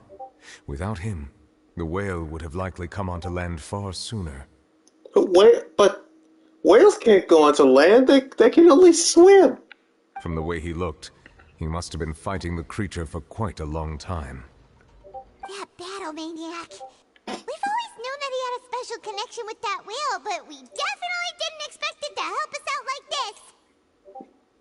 Anyway, now that we know that this whale is the actual cause of the disaster recorded in the prophecy, all we need to do to stop the prophecy would be to find a way to beat it up, right? It is too late. It had already absorbed too much of the primordial sea's energy before we could notice it. At this point, it has become practically integrated with the sea itself. Oh no. Even if the entirety of Teyvat were to be destroyed, it could still survive and swim off towards some other world. That's not something I will accept. We've already done everything we can, and we even found the true culprit. We've come so far. You can't just tell me that the last hurdle is some impossible foe. That's just not fair. Life's not fair, but... Indeed. That's not how a grand performance should end. I'll fight it to the end. No matter what. So we're really doing this, huh? We're going after the whale? So the prophecy will be fulfilled no matter what, huh?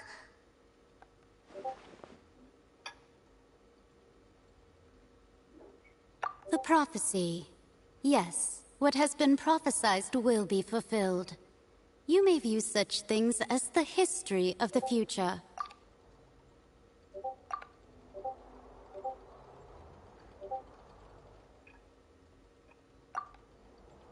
Just as prophecies are usually only the future as seen from the perspectives of the gods, could things be happening in hidden corners where the gods' gaze does not fall? Ultimately, fate shall serve as your only guide, no matter what will happen in Tevat's future.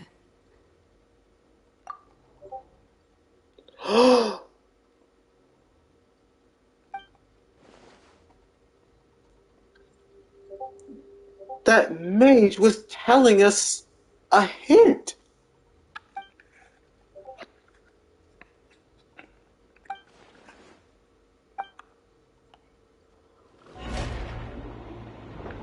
Oh no, what now? Not good. Oh, what's happening with the oratories? It must be... I believe it is preparing to carry out the death sentence. Oh no. Gotta save Farina. Farina!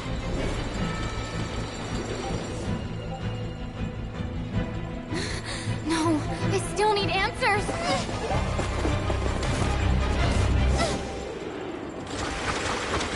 Come on, guys, we gotta find a way to save Farina.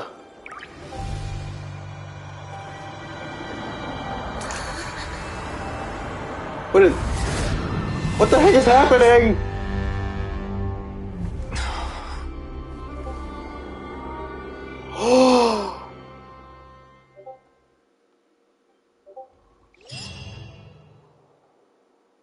What?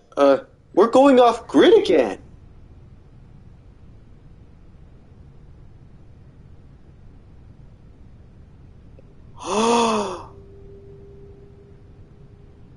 The true Hydro...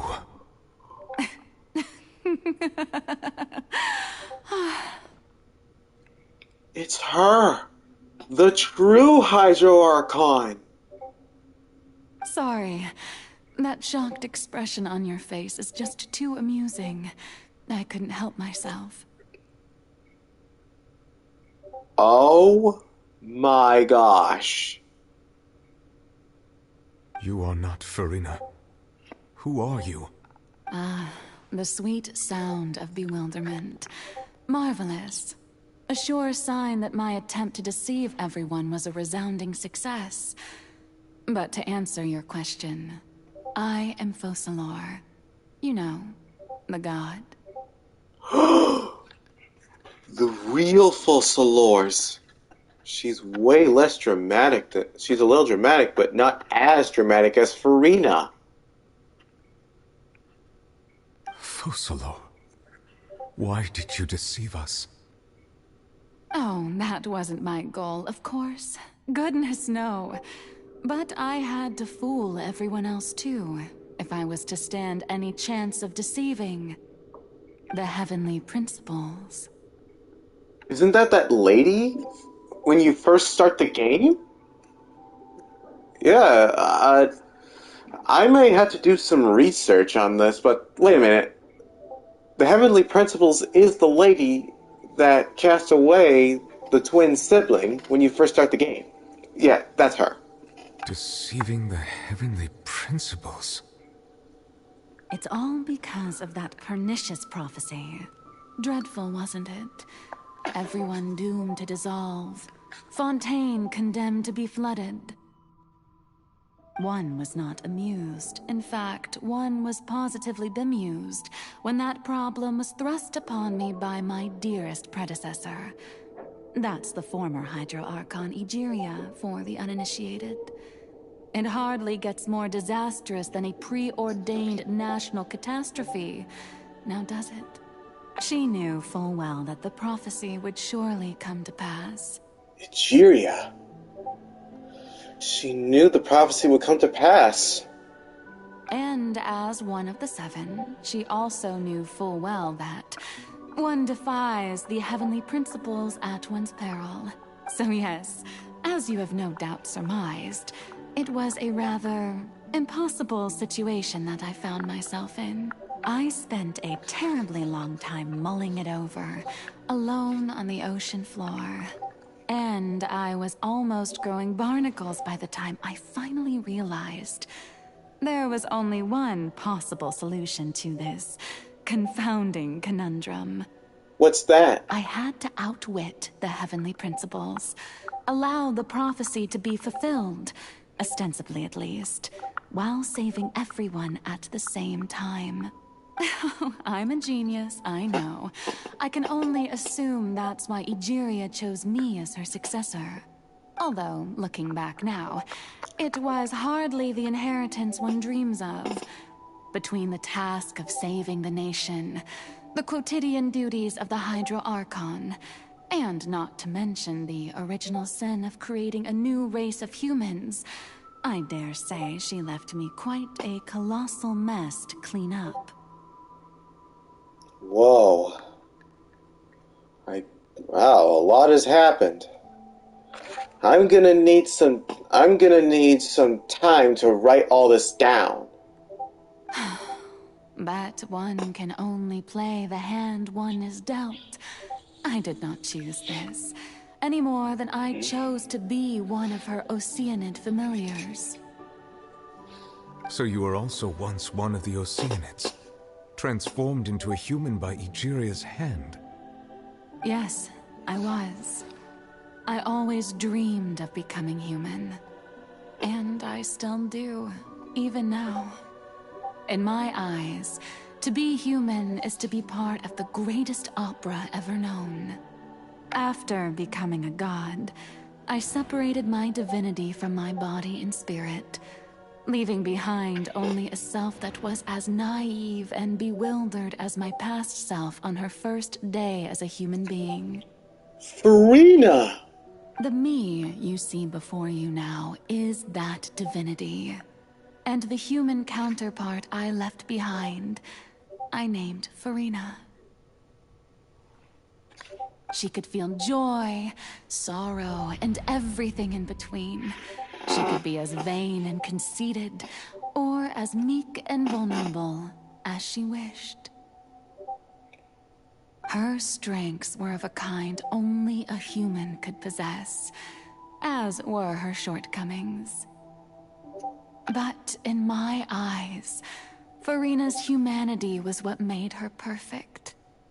She was perfectly human in every way. The person I always wanted to be. It looks like you got your wish. Anyway, so then I cursed her. All part of the plan, of course. The plan to deceive the heavenly principles.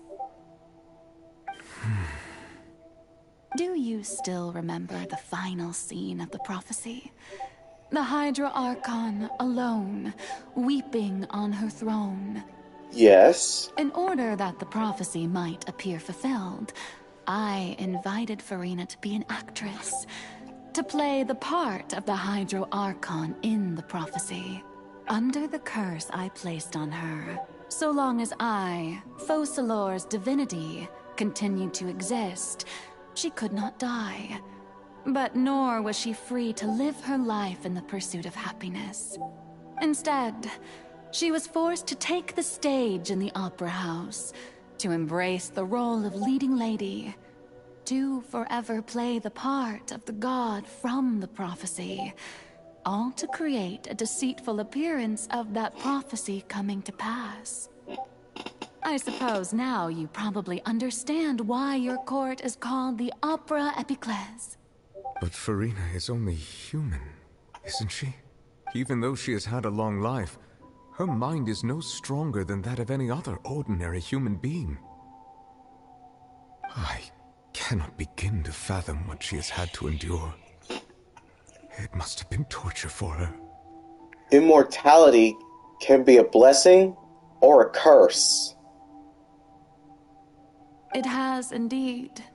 And although she is, in a sense, me in human form, I most definitely owe her an apology for it.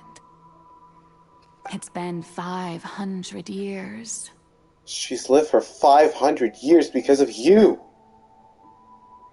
And all along, she's been playing her part in the most unimaginably long, unbearably lonely, and agonizingly painful opera of all time.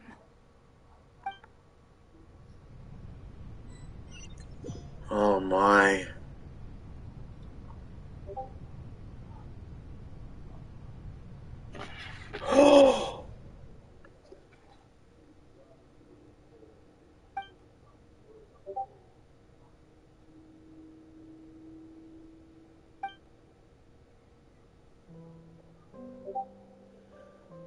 Farina's inner world. Kind of like the Raiden Shogun. And A. Farina also has a twin sister. Void, if you're watching, like, am I getting all this right? So, Farina is just like an actress is for her Fossilor's divinity. So, Ijuria was another person entirely. Right? And then Farina has lived for 500 years, but then the sin that she has committed was creating human life without permission. Did I get that right?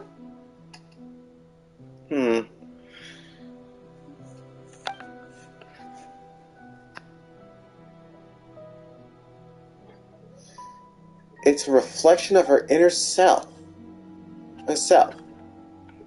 That probably isn't Farina, that's just a reflection of her inner self. So, all this was just a prophecy to fool the heavenly principles to try to save Fontaine. But,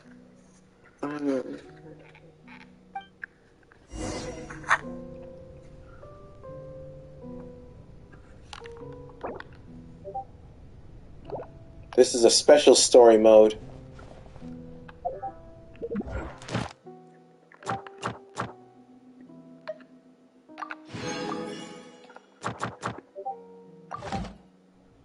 So this really is a masquerade of the guilty.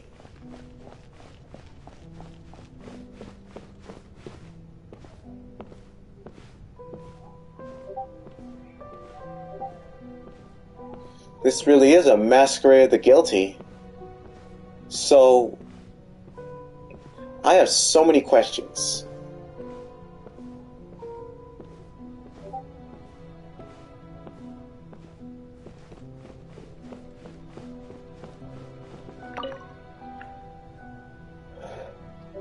Oh? Who permitted you to come onto the stage? Now, I understand your admiration for my august self, but I must ask you to keep to the rules. All right. It is not my intent to reprimand you. There is no need to state your name. Just be off with you. Do not distract me from my performance. Oh, do not jest. Can you not feel it? I am Focalor. The eyes of countless Fontainians are upon me. I must, at all times, display the utmost elegance and nobility. She's not even she's still playing the role of the Hydro Archon. So, the blessing of becoming a god because of her divinity really is a curse.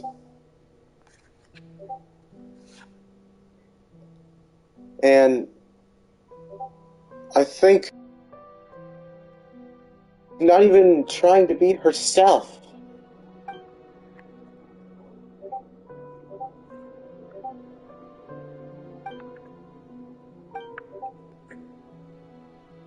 So I have to find a way. The spotlights. They must be forcing her to. They must be forcing her to act like an Archon. If we turn them Dear off. audience, the performance is experiencing a technical difficulty, but worry not. The guards shall resolve it soon enough.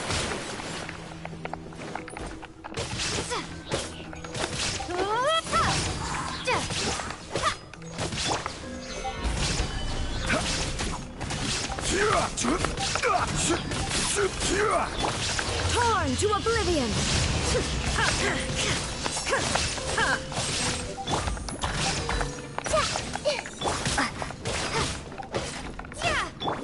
This is order.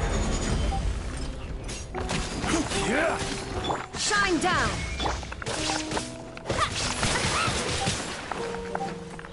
Good thing I have enough HP. Good thing I have enough HP to take two hits. Try to turn off some of the lights.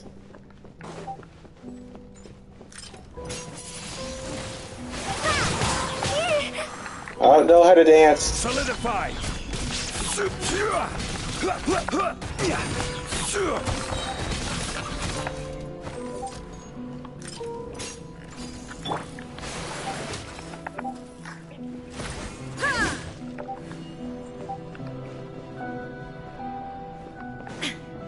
Hey, what gives? The audience is still watching me, you know. Guards? Wait, where are the guards? Guards!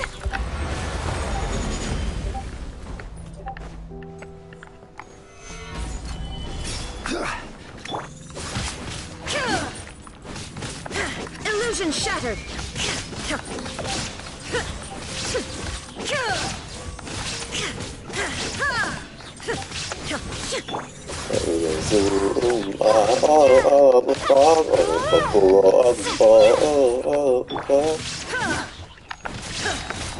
Inazuma shines eternal!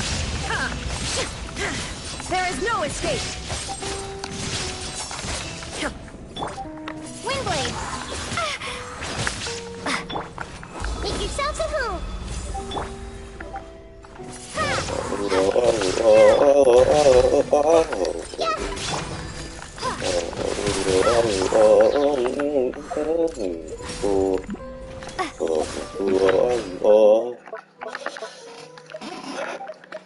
Good thing I have enough heals.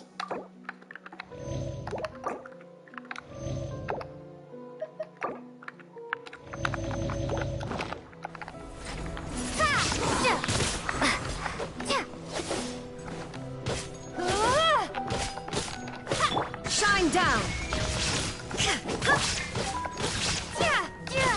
I will have order.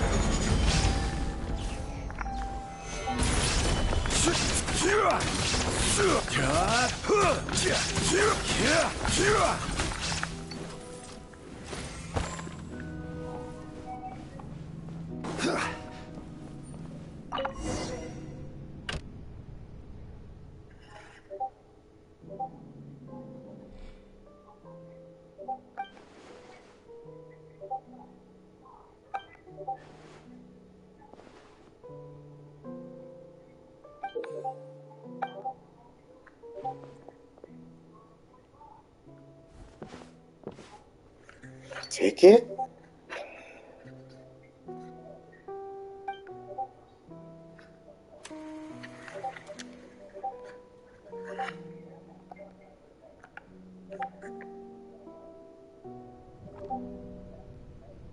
Oh, we get to play as Farina.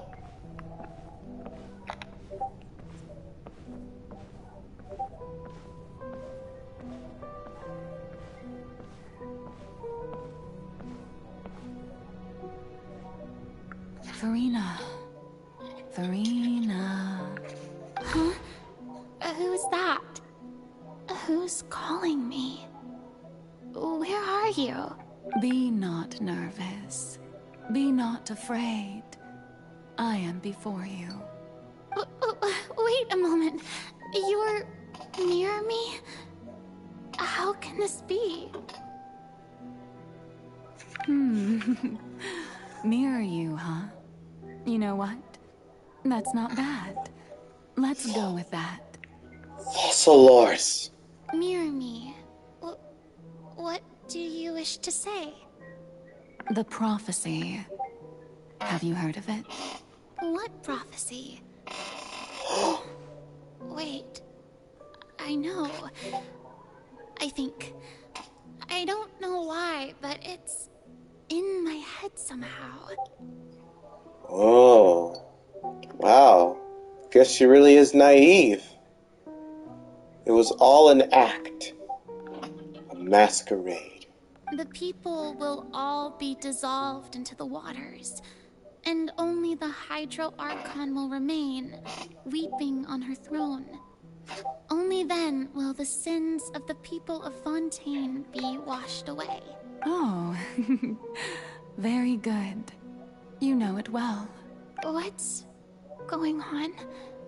I can't seem to remember anything clearly.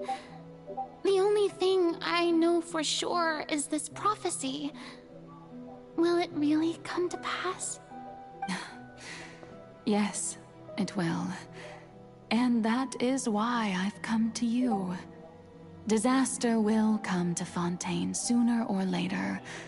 Things will develop just as the prophecy declared. There is no escaping it.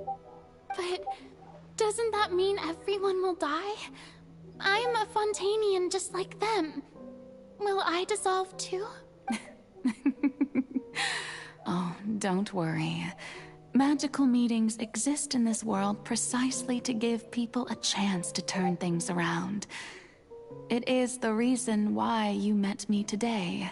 I will tell you how to save everyone, but you may have to suffer somewhat. Oh, so there's still hope after all. Goodness, you frightened me. You spoke so much and with so much certainty. As for the suffering, well, I will admit that the first thing that came to mind was, why do I have to be the one to suffer? But if the prophecy will come true, I'll also die anyway, right? So if I've already met you as my magical meeting in this world, if there were scales, with all the people of Fontaine on one side, and my pain on the other, is it not obvious where the scales should tilt? You truly are the perfect human. My ideal. I suppose this would also be the justice that belongs to you. Huh?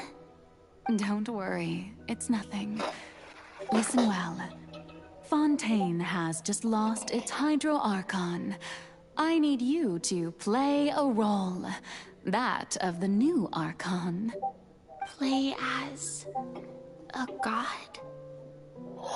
That's right. You must begin a never-ending masquerade. You must never let anyone suspect your identity. If you can keep it up, then I shall have my way of defying this prophecy. But should your identity be revealed, then all hope will be lost.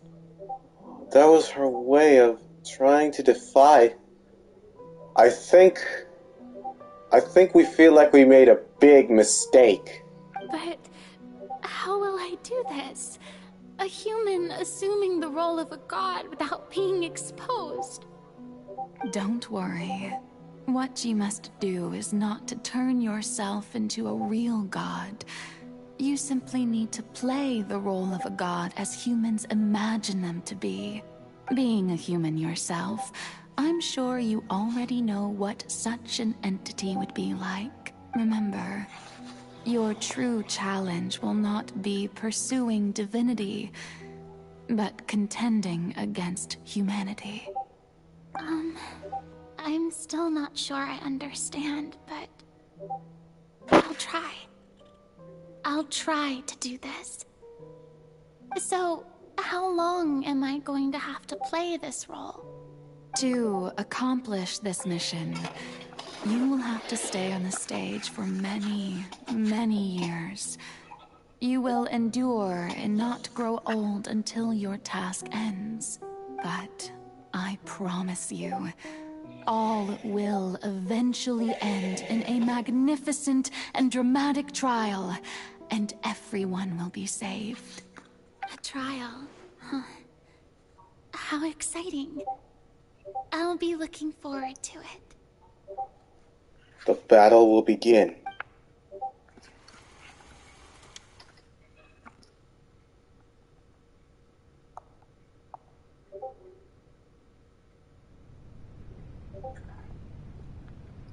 Whoa, so we're actually playing part of the show? Wow. Things took an unexpected turn.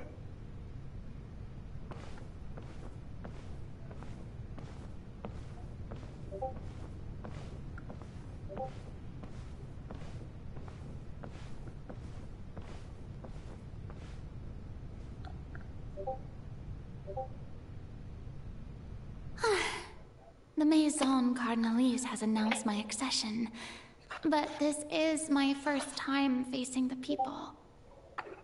What should I say to most appear like a god? Ladies and gentlemen, good evening, and welcome to the Opera Epiclese. I'm sure you've all heard about how I have taken on the role of Hydro Archon. Indeed, I am Farina de Fontaine, your new Archon. In truth, I know little about becoming a nation's new god, but it will be my honor to guide you all. As the god Focalor, the god of justice, I shall do all within my power to lead you into an age of fairness and justice. Once again, thank you all for coming.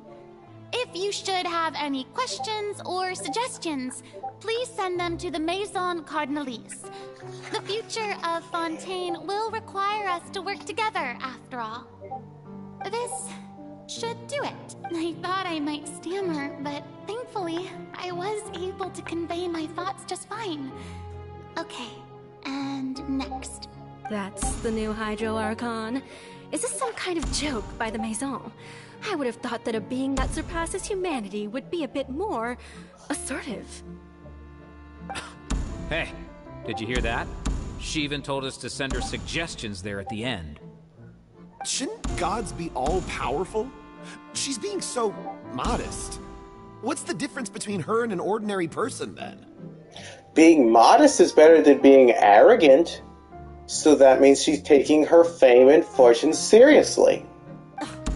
If you ask me, perhaps the succession didn't actually happen. She might just be a Maison-backed puppet. Wait, what's going on? Why is everyone suspecting me of being a fake? Oh, this is bad. If I get exposed here, there'll be no saving the people from the prophecy. Right. Mirmi said that I just need to play the role of calm down Farina. Think. Assertive, with a strong sense of presence. One who can dispel all doubt. That is the character I'm fated to play.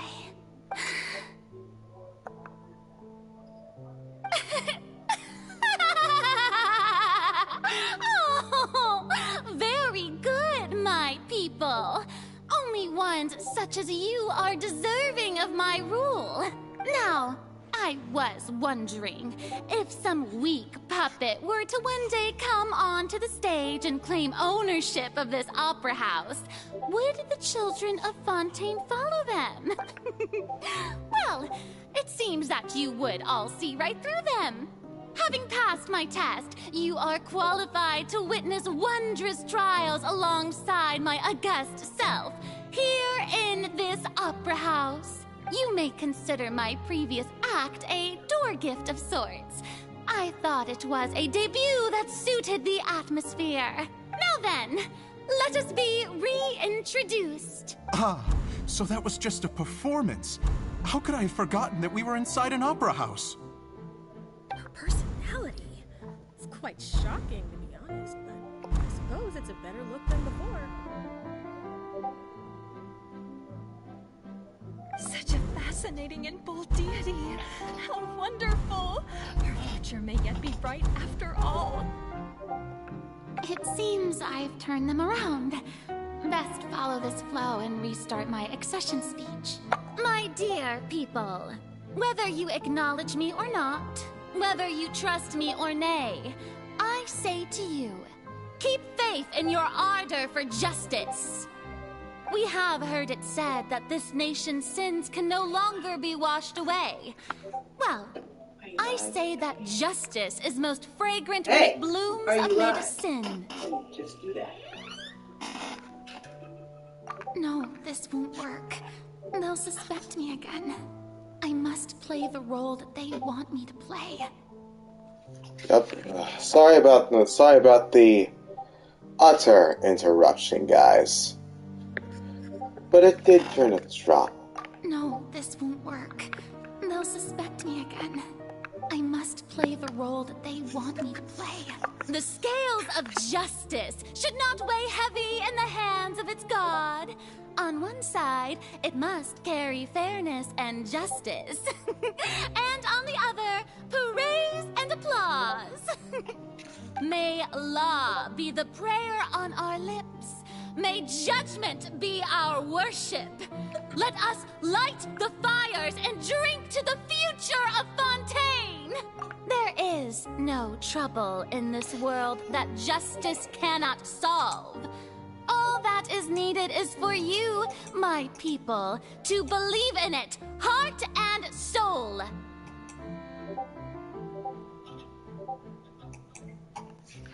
So long as I, the Archon Focalor, stand within the Opera Epiclese, so long as I stand before the Oratrice, I shall even judge the gods of this world!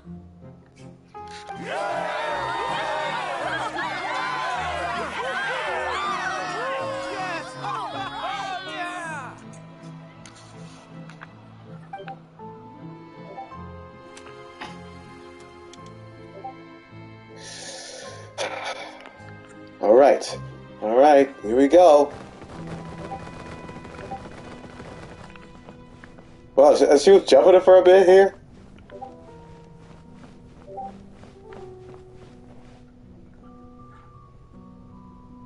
Lady Farina, here are today's case reports, as well as a summary of the follow-up for your perusal.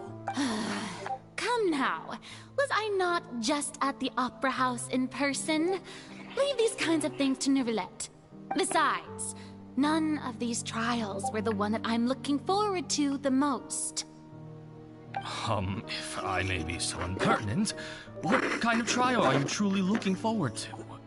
A magnificent, dramatic, and wondrous trial. A trial to end all things. How could you hope to understand?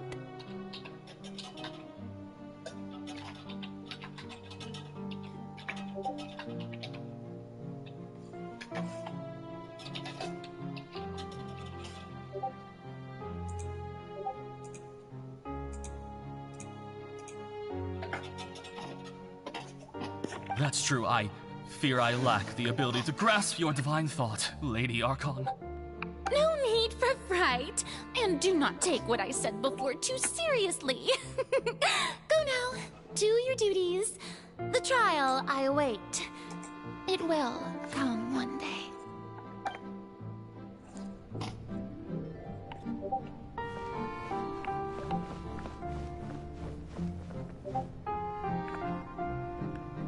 Lady Farina, I don't know what to say. Thank you for agreeing to see me. No need to thank me. Or rather, thank your own sense of perseverance instead. Long have you stood in line to meet me, have you not? Oh, I'm afraid that's just an inevitable consequence of my divine charm. All right. Deuteria, is it? How is your son's illness?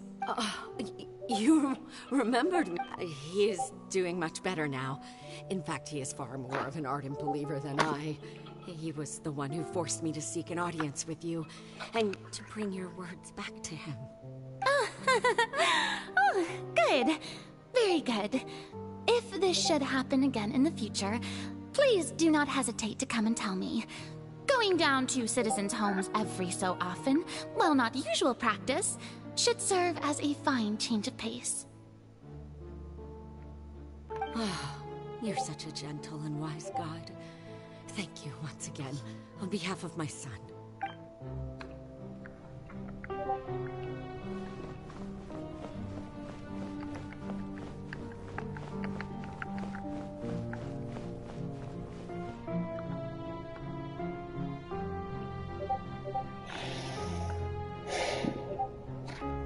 Lady Farina, here are the latest hydrological reports. As for the specific parameters you asked to take note of, I'm afraid things still don't look good. I see. It's as I thought, then. As your god, I did already expect this, but I wanted to see how far your human wisdom would allow you to analyze it. All manner of signs indicate that the prophecy will still come to pass. Forget it. That's not something you need to worry about right now. Well, as I understand it, the Fontaine Research Institute is also trying to find a way to counter the rising water levels.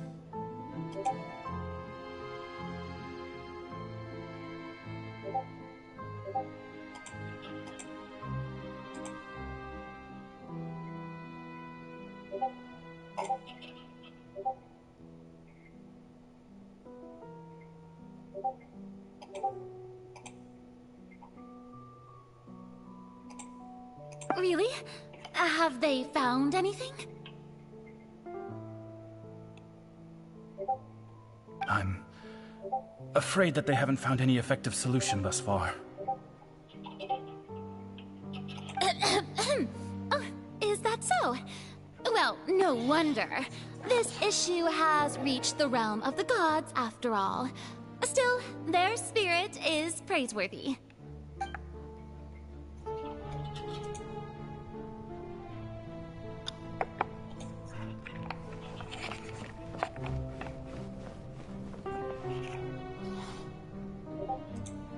The day is finally over. I haven't had a moment to breathe this whole time.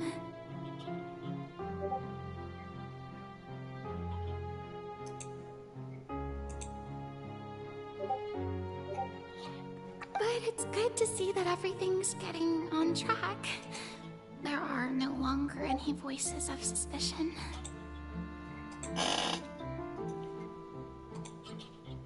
Maybe this is fine. I just need to keep going, and everyone will be saved. All right, Farina, don't think too hard about this.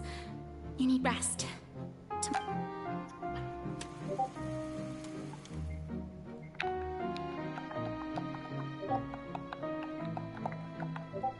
Lady Farina, here are the new trial reports for the latest cases, as well as a summary of the follow-up.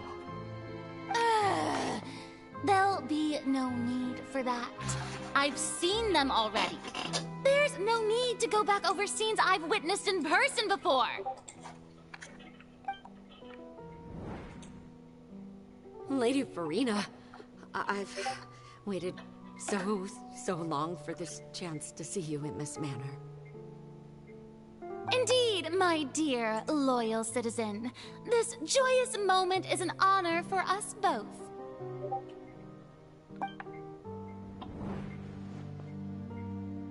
Lady Farina, we're detecting significant hydrological anomalies near Poisson.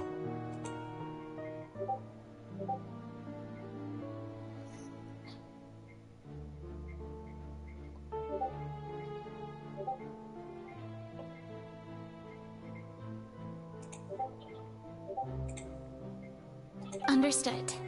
Keep monitoring. keep me informed should anything come up at the Institute.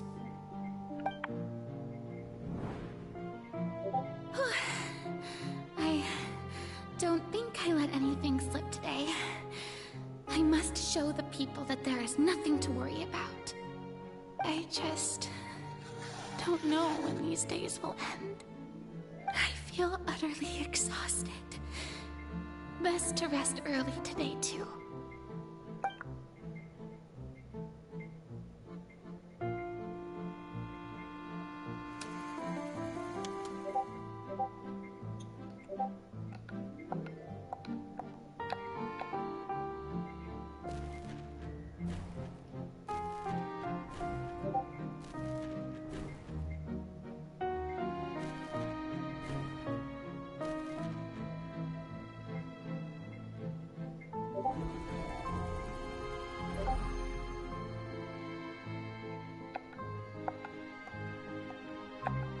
Whoa. Lady Farina. Farina, it's like a dream being. I've heard that the first member of our family who was honored to receive an audience from you was Madame Deoteria, almost 20 generations ago. And what a fine family yours is indeed. It brings me great joy to meet such a faithful believer. A descendant of... Surely you exaggerate, Lady Farina. My lady? What is it, good citizen? Oh, are you crying? Uh-huh. Oh, really now? I didn't even notice. This must be the overflow of hydro from my person. Well, can't quite help being the god whose dominion is the waters, can I? No wonder. No wonder. A manifestation of your power, then. Oh, Archon, I am honored to have witnessed it. Honored indeed.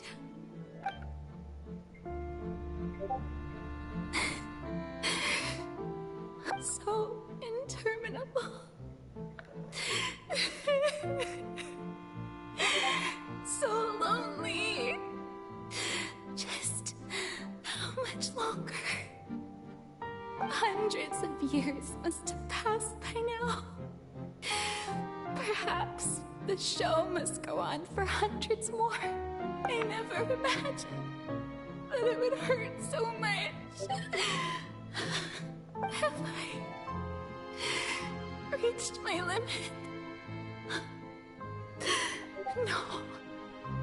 Perhaps I want to tell someone, anyone, about this. I've conducted so many investigations across the centuries. But there's not even a sliver of hope that we might break the problem. All I can do is keep heart. I must maintain this act.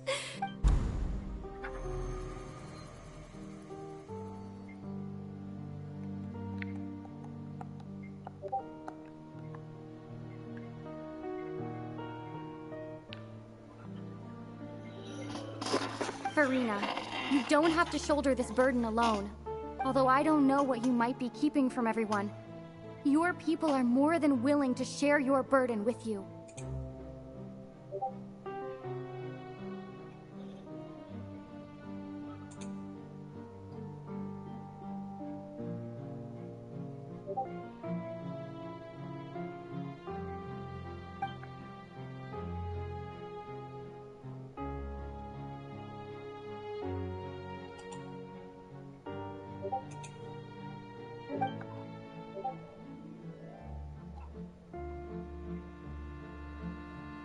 Share my burden.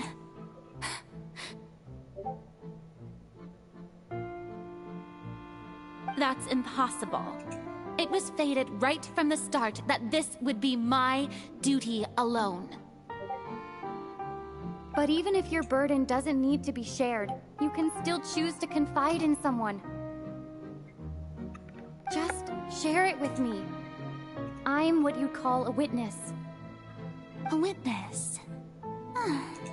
Yes, I've heard that you came to Tevat from beyond the stars, yes. In other words, you never belonged here. And if Tevat is, in its entirety, a show on a stage, then you're just a spectator, aren't you? If that's the case... She's right. I could confide in her, couldn't I? But if things don't play out as expected, the people of Fontaine will be the ones to pay the price. No, Furina. You shouldn't be selfish. But what if it's really alright? Furina, you've worked so hard for so long. Surely it would be okay to put yourself first for once. Just this once. Is it such an outrageous thing to do anyway? To find someone in whom you can confide your frustrations and sorrows? Surely it could not hurt. If you let this opportunity slip through your fingers, it might never come by again. Think about it. Long and hard.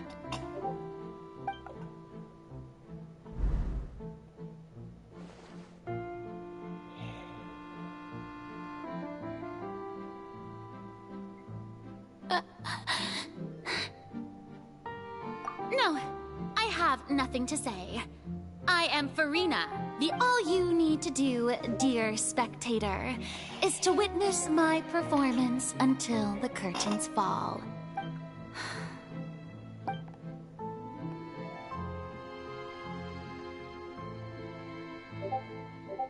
Fine.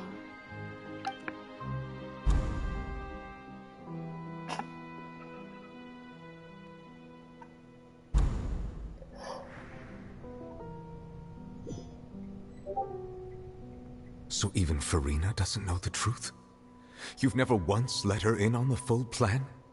Yes, it had to be done. To deceive the heavenly principles, you must first deceive yourself. She did very well. If she had let her resolve falter even once in these 5 centuries, Fontaine would have been doomed to the most tragic fate. It seems that trusting humanity was the right decision after all. I believe that I understand how your deception works, but that is only half the truth, is it not? How would you build on this foundation to save the people of Fontaine? That is the most important thing. Ah, good. Of course, the Iudex of Fontaine has pinpointed the crux of the issue. I'm sure you've long sensed that the Oratrice is no simple machine, yes? I've always suspected that it had its own consciousness.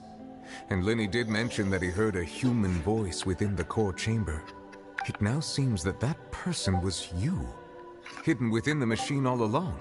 And then I became one with the Oratrice, taking Fontaine's gnosis with me.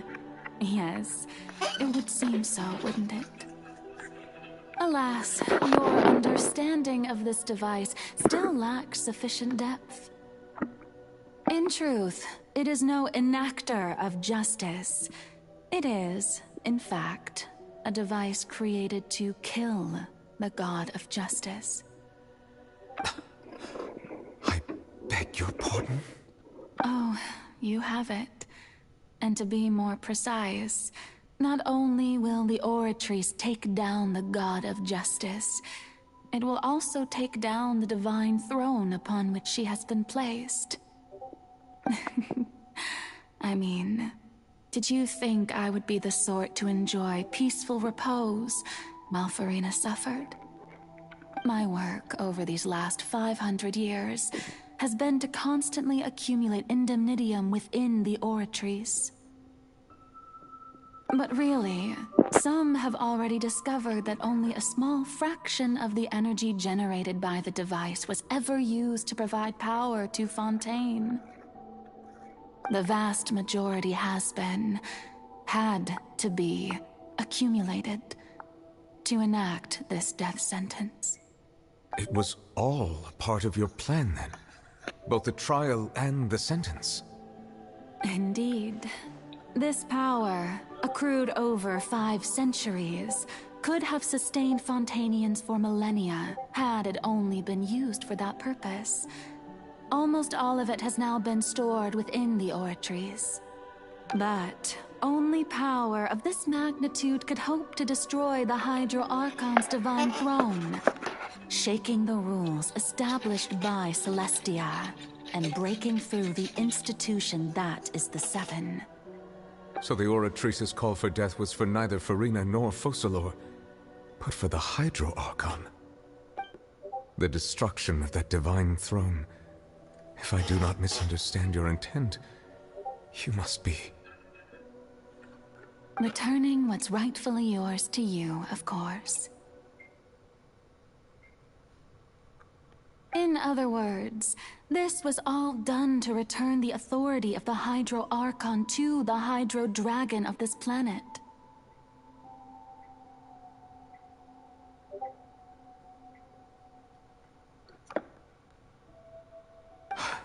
But...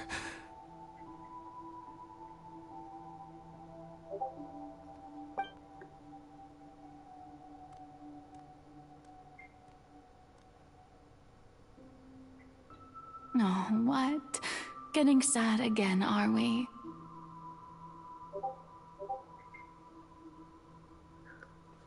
The authority of the ancient dragons shall soon be yours once more, O Hydro Dragon Sovereign. And this is the face you make. all you've done throughout the years is just so you can sacrifice yourself at the very end. I've never quite seen it that way, you know. Even now, I'm quite pleased at how well my deception worked.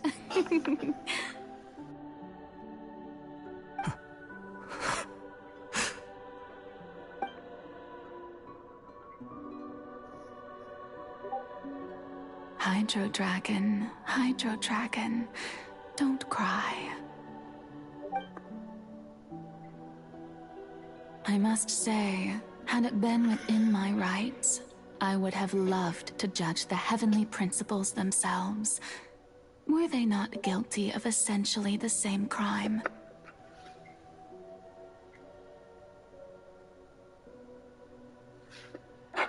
Egeria stole the power of the primordial sea, and the heavenly principles stole the power you ancient dragons possessed.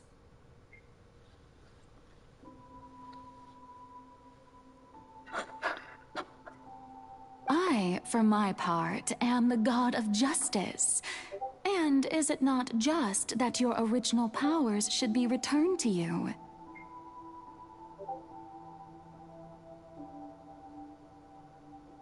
Speaking of justice, I have always believed that justice lies in the process of pursuing human existence itself. So, if the theft of the primordial sea's might was Fontaine's original sin, then, leaving matters of procedural right and wrong aside, the descent of the Fontainians as humans and their right to exist in this world would be Fontaine's original justice. In other words, existence was Egeria's justice, and to me, justice is the continuation of that existence. Defying the prophecy and ensuring that Fontaine's people shall live on, that should be the justice enthroned over all others.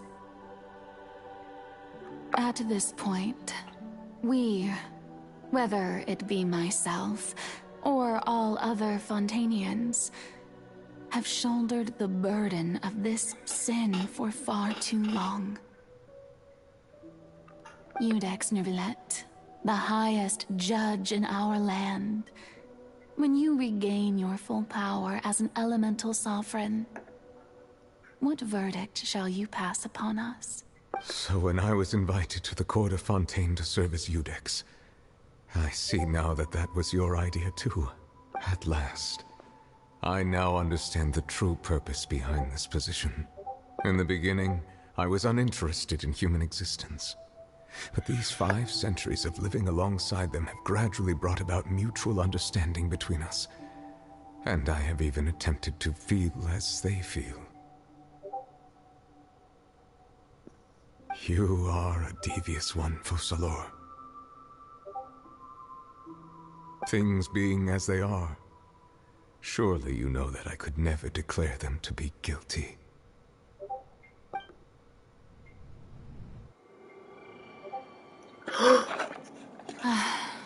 The hour of my execution is almost here. For the sinner, the curtain call has come.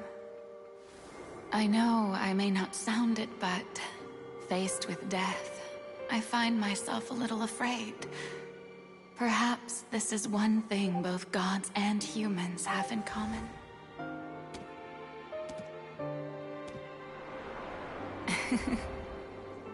Farewell, Nervalette. I hope you've enjoyed the part you played these 500 years.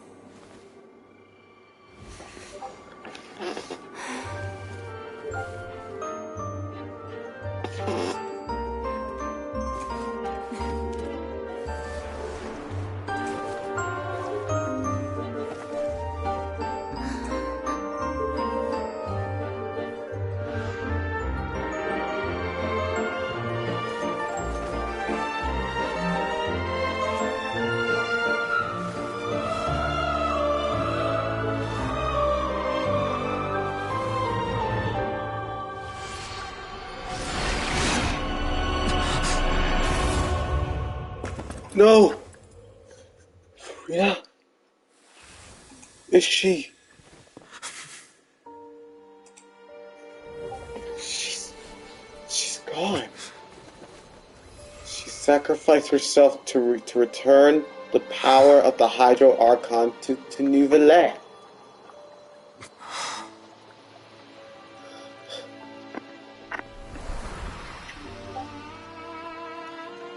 Neuvillette, you know what to do.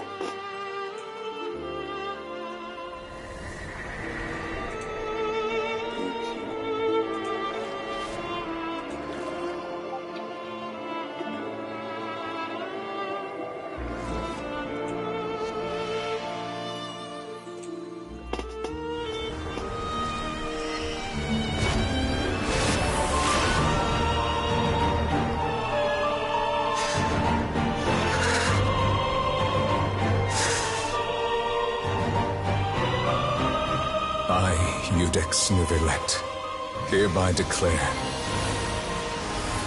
people of Fontaine, your sins are forgiven.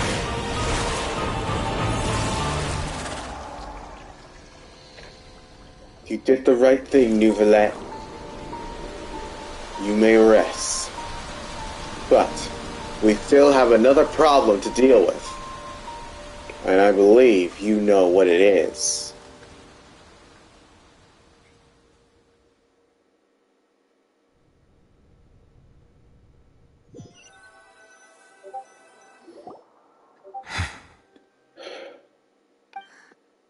What just happened?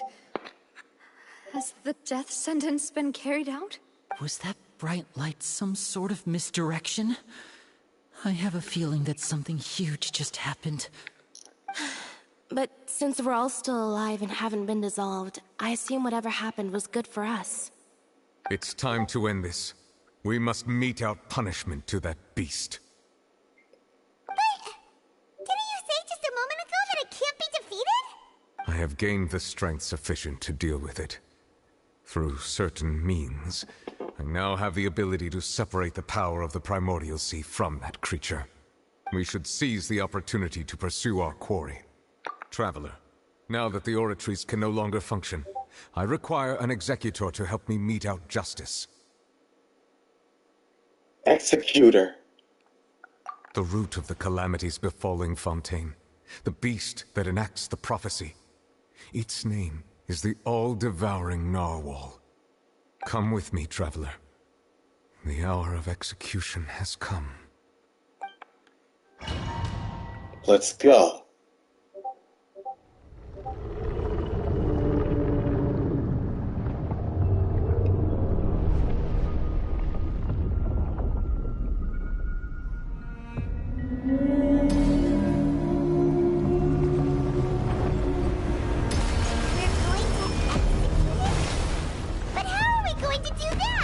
Oh my gosh! What is that? I've done my best to separate the power of the primordials. Considering the size, I cannot reach the power source. Unless we can find a way to attack it from within. I shall share a part of the ancient dragon's power with you. We shall look for an opening together. There's gotta be a way to damage it, but how? What? How do I beat it? I need help. Solidify! I can feel its sorrow turning into hostility.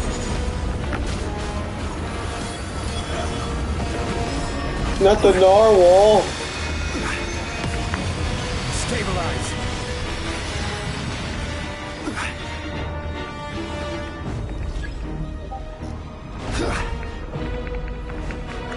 How do we do that?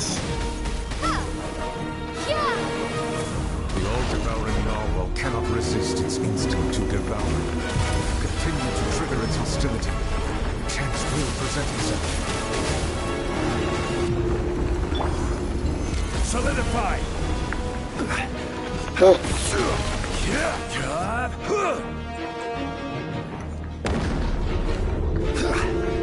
What is that? The all-devouring narwhal? Eaten!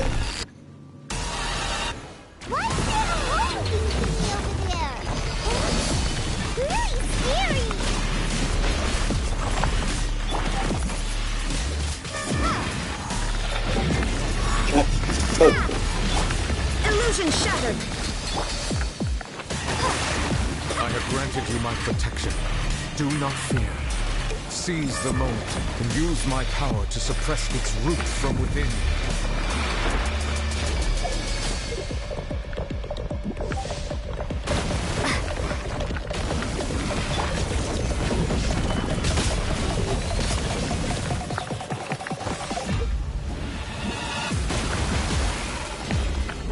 How do I do that?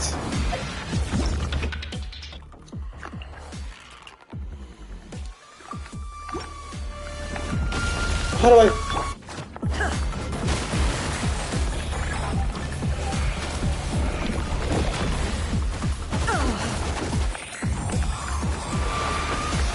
How do I do that? How do I activate?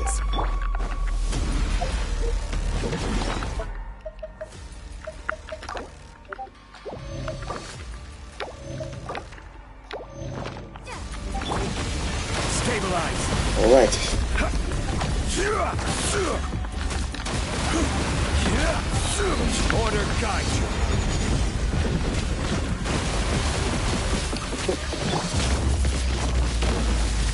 Prepare to be blown away!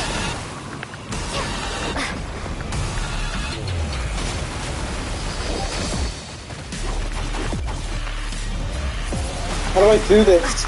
I need help. How do I do it?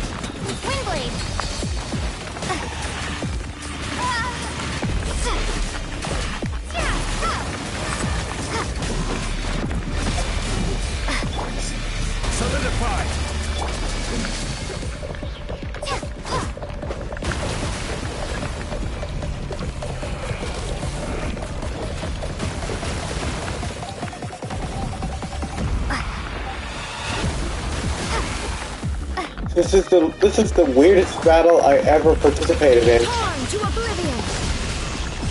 I need help. How do I... Stabilize.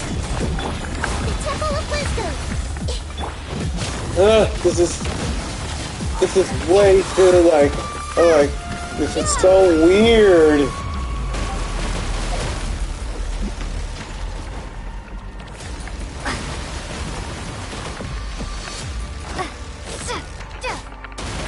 What?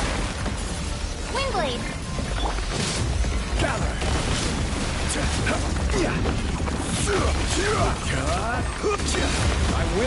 order.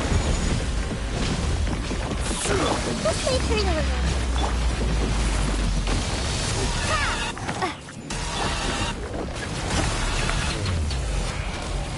Shine down!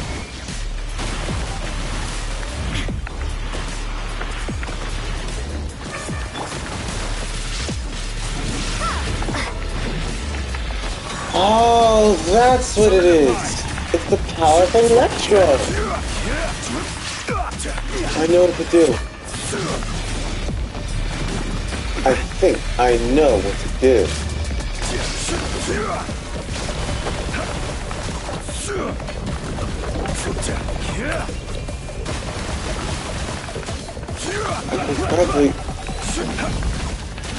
I can probably fix it.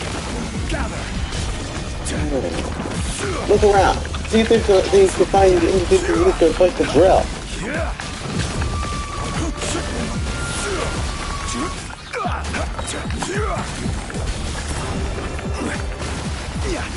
This is order. Stabilize. Come on. Order guide you.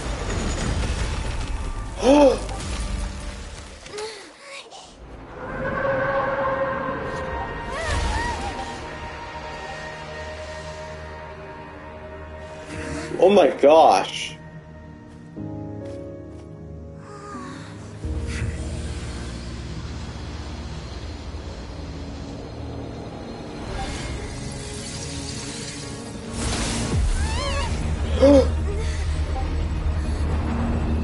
This battle, is it over? There's Child! And whoever that is.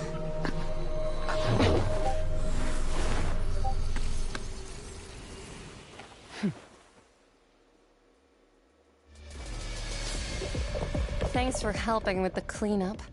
It should have been my job, but... oh well. It was just supposed to be a short private training session for me. I didn't think that my disciple and my master's pet would start brawling in the meantime. Well, actually, I had a feeling that it would happen at some point, but they bumped into one another earlier than I thought. What a blunder. I suppose I'll have to swing my sword 3 million times as penance. That power. Who are you exactly? Paimon has an idea. From what she said earlier, she must be Child's master. Skirk, right? It's just that he gave us the impression that she was the less talkative person. I simply did not have anything to say to the weak. But you, on the other hand, managed to defeat the all-devouring narwhal without using power from beyond this world. So you may speak to me as equals. I have to agree. It's a strange use of a planet's primordial waters just to raise an all-devouring narwhal. That kind of power is wasted on it. It's not cooperative. It eats too much.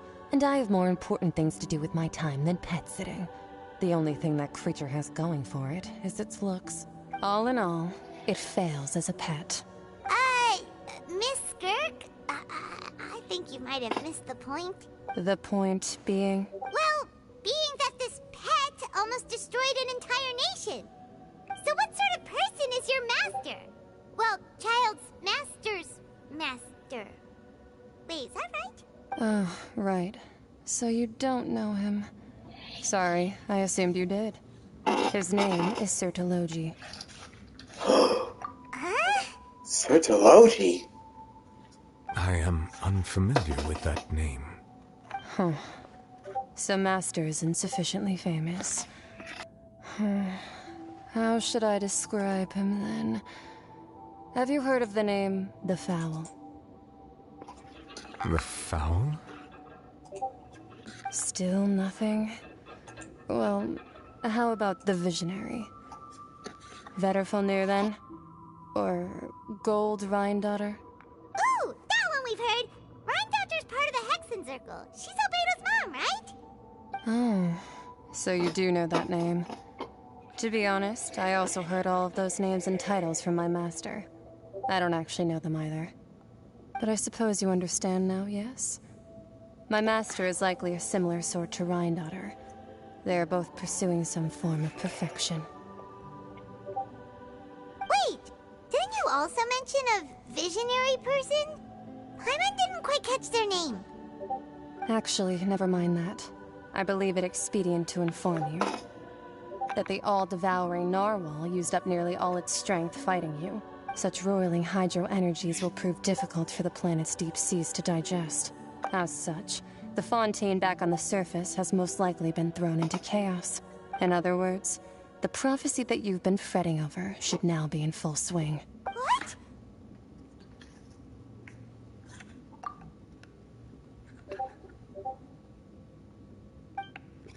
Not to worry. Focalor has already managed to deceive the heavenly principles. In the end, the people will all be dissolved into the waters, and only Furina will remain, weeping on her throne.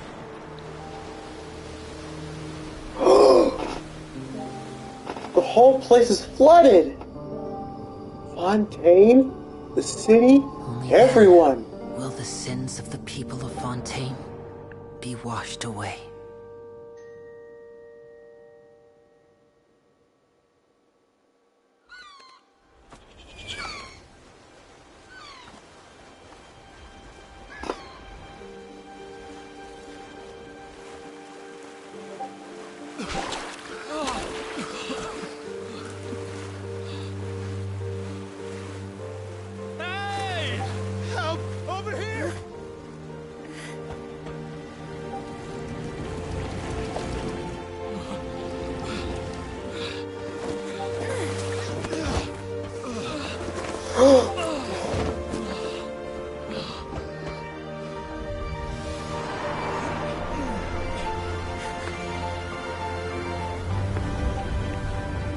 Wait. The Fortress of Meripede!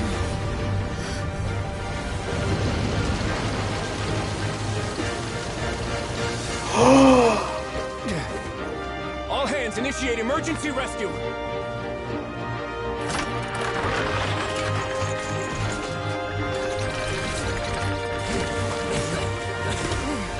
Hurry!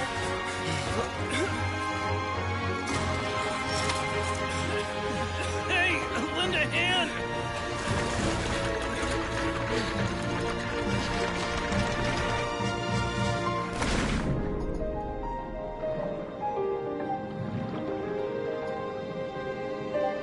Whoa.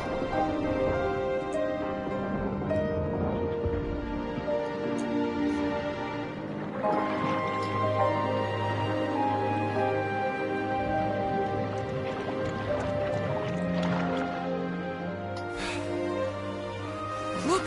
The water's receding!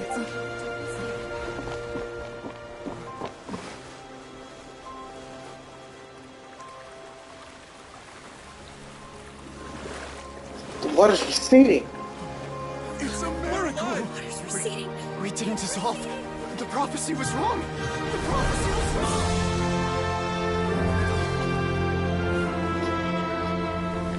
All of Fontaine is safe.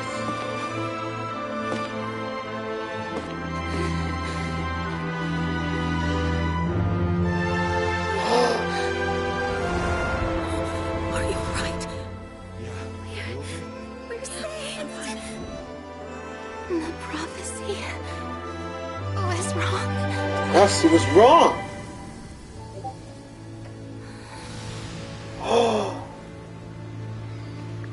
It's beautiful.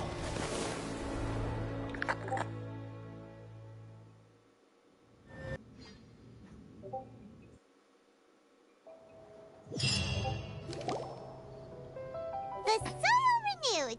The Spina di Rasula attacks post-disaster rebuilding.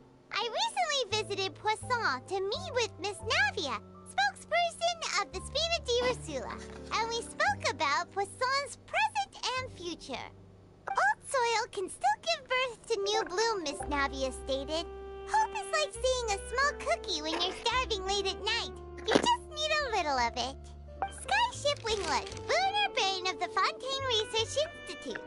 The various disputes that have arisen on account of Mr. Edwin have suddenly become a shield over the Institute, with Jurier turning out to be a once overlooked hidden gem. People always call the first researcher mad, but few know what to call the second. And should that latter person achieve a miracle, they would find it all the harder to find a word with which to classify him and his team. Wow! Paimon barely recognizes the people in the reports. Are those really Jurier and Navia? They sound like real big shots.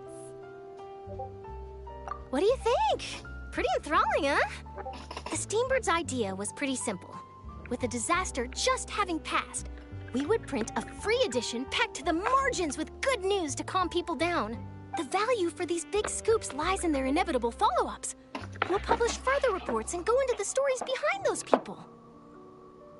Edwin's assistant, Jurier, created a true flying ship, while Navia is leading people in the reconstruction of their home. I'm sure that these stories could draw even your well-traveled eye. Paimon's curious too! Wait a minute. Didn't we watch everything happen from start to finish? What's there to be curious about? And that's exactly why I'd like you to come conduct interviews with me. You're the best incubators of news, if you haven't noticed. And also, with you around, I'm sure I'll get to see that Duke. Are you sure? Hasn't he turned you down several times already? Oh, this time will be different. Come on! Let's head to Poisson first, and then make a trip to the fortress. There are some things you'll only know when you get there.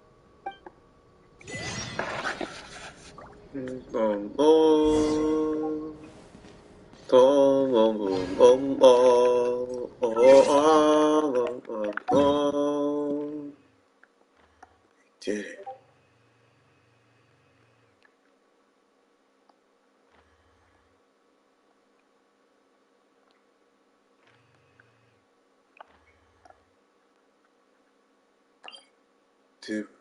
Did we?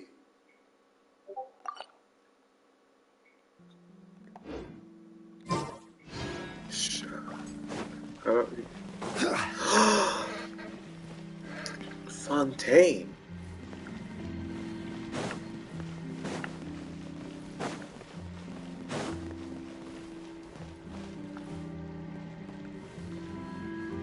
Let's take a look. Beautiful, isn't it? Let's just continue the quest at hand.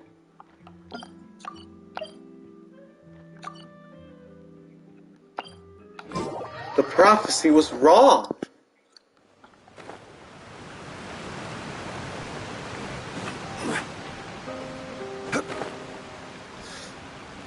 People's lives were almost deep beneath the waves.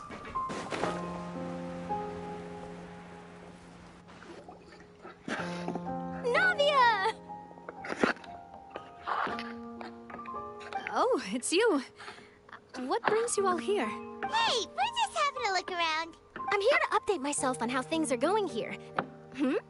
Oh, the Fatui are here too. Those guys are... Let me introduce you. This is Mr. Garunt Snežević.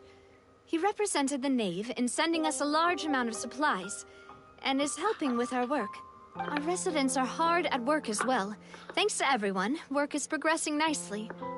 We've lost a lot of people, but we're moving forward. That will have to be enough. Hello, Miss Charlotte. I'm a big fan of yours. I especially like that article you wrote last year about Fontaine's stray cats. But if you don't mind, could you not emphasize our role too much in your report? It's not charity we're doing here. We just happen to share the same interests as the Spina.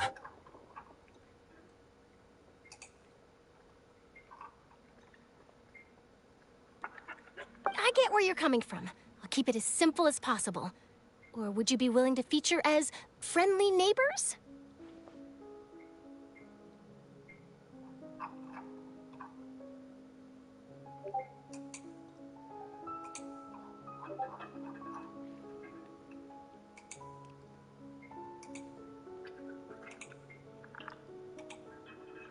That would be fine. Thanks.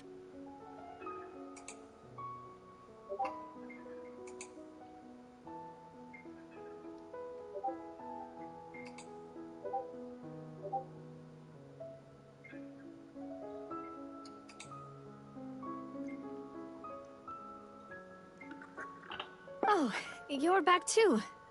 How are things?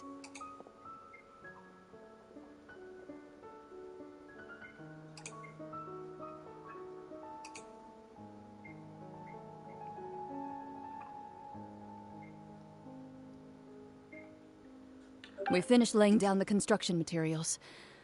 It'll be another hour before the workers are able to go over there. Huh? You're here too, Clorinde?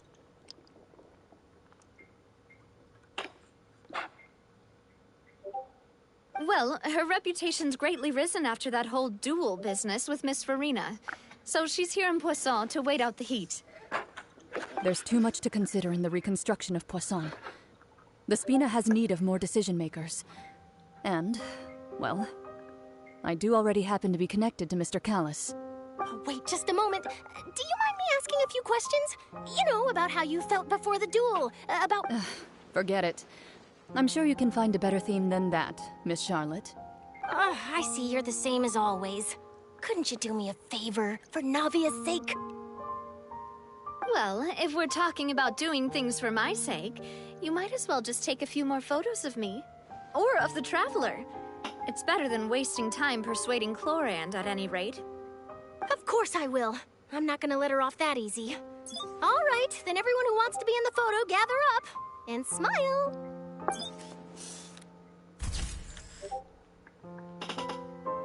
How did it go? Was it a good shot? Did Paimon look cute in it?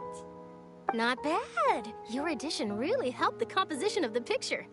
All right, hang on a moment. Let me snap a few more shots.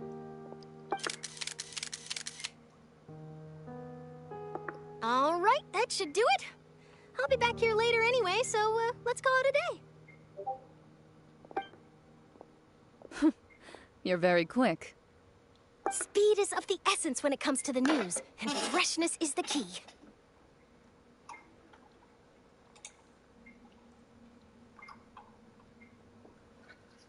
Also, not to brag, but I'm pretty good at building connections. Who knows? I might eventually get that interview with you after all, Miss Clorinde. Wow, you really do have that never say die spirit. I'm impressed.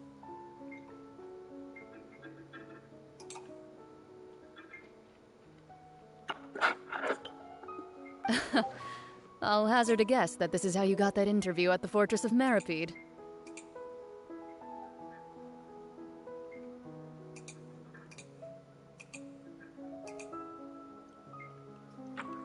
Whoa, you're well informed. Let me make a guess, too. I asked Sijuin, who told Monsieur Nervillette, and he told you, right?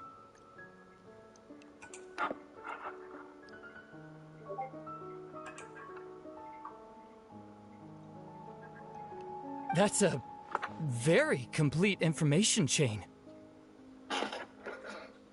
In truth, all Monsieur Neuvillette asked me was, when did the fortress become so friendly towards the media?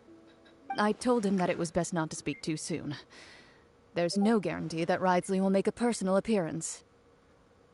You're right. I've got to treasure every moment I have with them. In which case, I'll be making a move first. Stay safe now. And tell me if you hear anything interesting. I'll treat you to afternoon tea in exchange.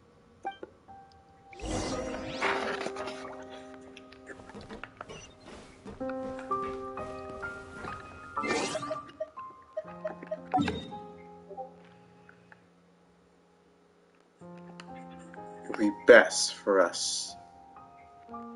Let's head to the fortress.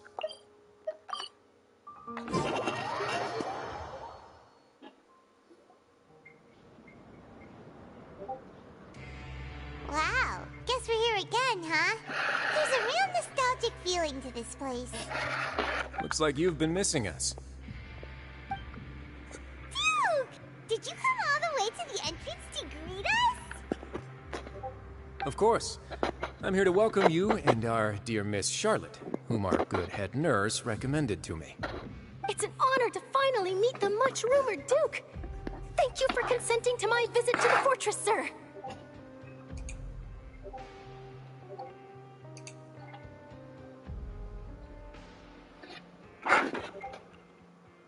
No need to thank me. But that said, I shouldn't be the focus of your interview. I trust you recall our agreement? Of course, of course.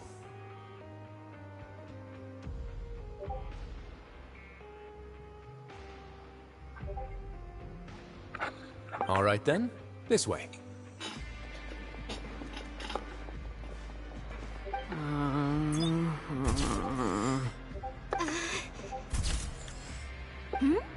Hey, no need to be so nervous. I've already taken all the photos we need. Miss Charlotte, do these pictures really need to be published on the cover of the Steambird?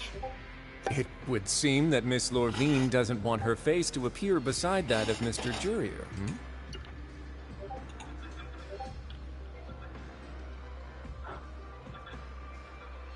Sir, please don't say things like that. But it looks like dear Mr. Jurier denies it. Might this interview be very important to you, then? No, I just... This is my first time being interviewed, and I'm very thankful to the Steambird for... Now, I might not look it, but I actually did meet Mr. Edwin once. And I'll be honest, I enjoyed chatting with you more. You've definitely got more of that genius vibe going on. The boat that brought about a miracle, the ark that saved the people. Why, you recreated a myth back there, like an emissary of legend. Still, if I might ask, where's that flying ship now? Huh. Looks like Charlotte's trying to get herself another exclusive... Apologize, but that ship is presently in the bowels of our factory. I'm afraid it won't be easy for you to get a shot of it. Really? Well, then in that case, could I have an interview with you to make up for that loss? That ship was in the bowels of the factory.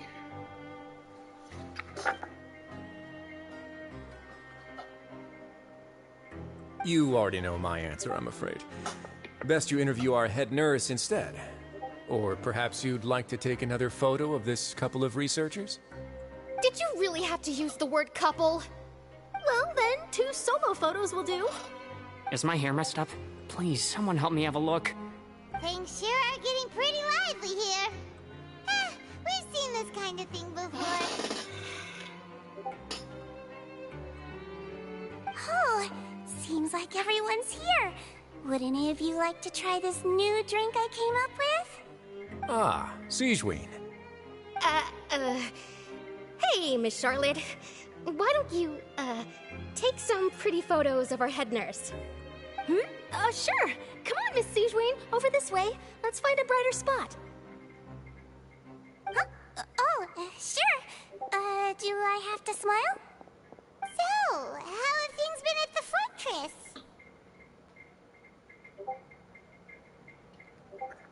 Same old, as you can see. Fontaine's undergone some changes, but this place is still more or less the same. Other than that flying ship, it got a tad too much attention, I think. That's why I decided to let the interview go through. We should direct more public opinions toward the behind-the-scenes heroes. Am I right, Mr. Jurier? Miss Lorvine? You're too kind, sir. I believe that you too should have your day in the sun. Not that you would want that, which is a pity. I'll just leave the spotlight to you two.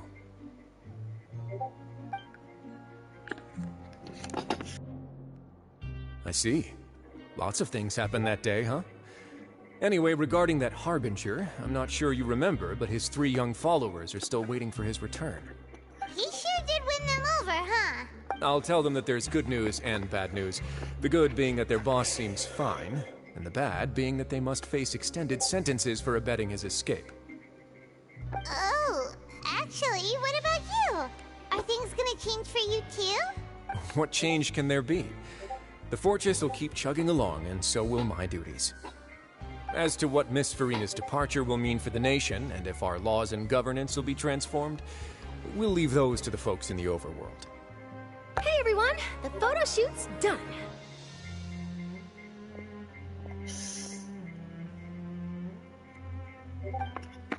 Good. In that case, let's call it a day here.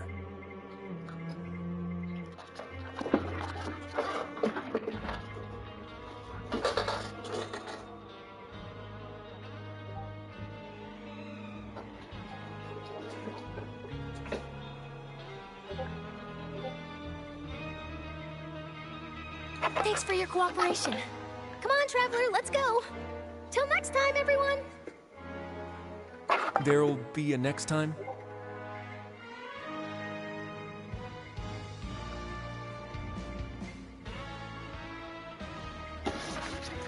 Maybe.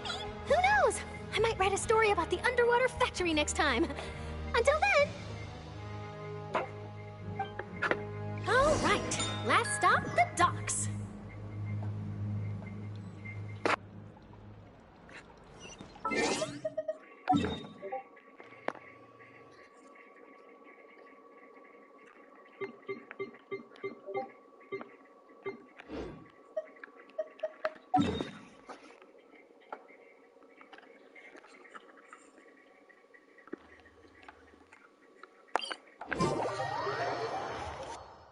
Boats are made for transferring commodities back and forth, and those that come across Leo tend to stay a while. So it is where many things come to settle. Osmanthus wine tastes the same as I remember. But where are those who share the memory?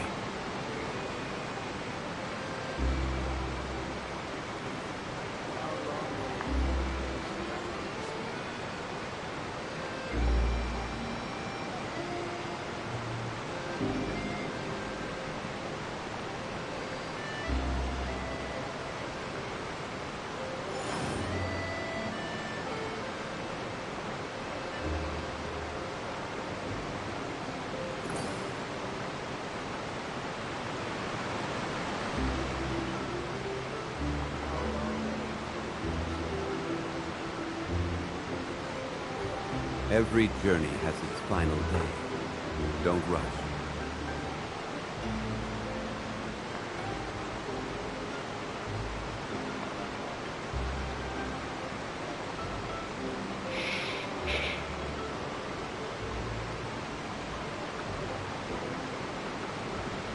Osmanthus wine tastes the same as I remember. But where are those who share the memory?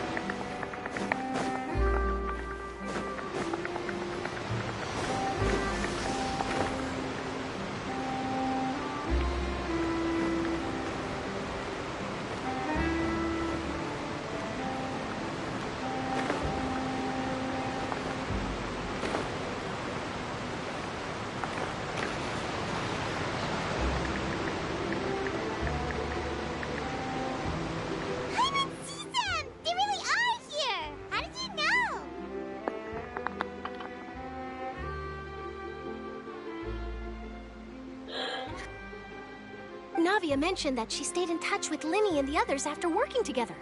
Apparently, they'd been at the docks Traveler, Paimon. Ah, and Miss Charlotte, too.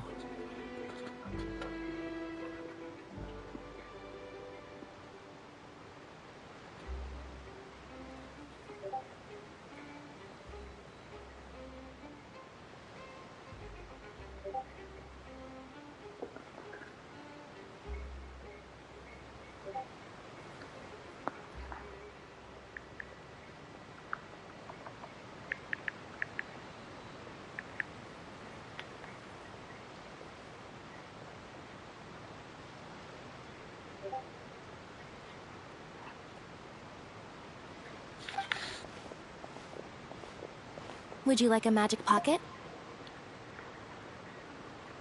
What sort of gadget is it? It's a wondrous bag that can be used to carry many things. The water level has returned to normal, but if you see any of your things floating around, you can use this to carry them. Or you could trick a friend into doing it for you. Trick a friend? I wonder which of my friends would fall for that.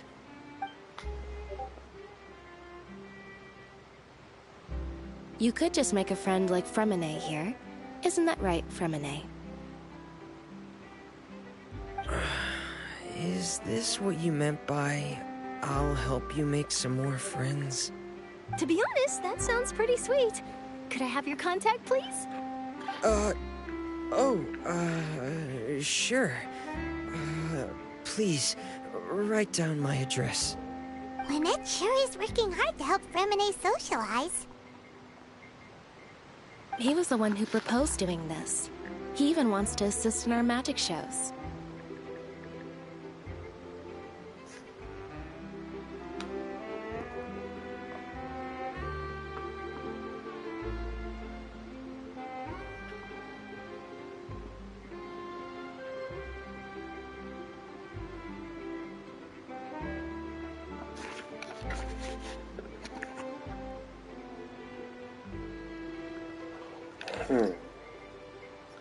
Yes, I was planning to first introduce Pear as an assistant, and later Fremine himself. In the future, I think we can leave underwater escape magic to him too.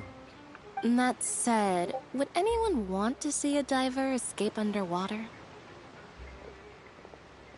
Oh, it'll work out. Every journey begins with the first step. He'll become a part of our show eventually. Lynette, could you come over? Miss Charlotte says she wants to take a picture of us. Got it.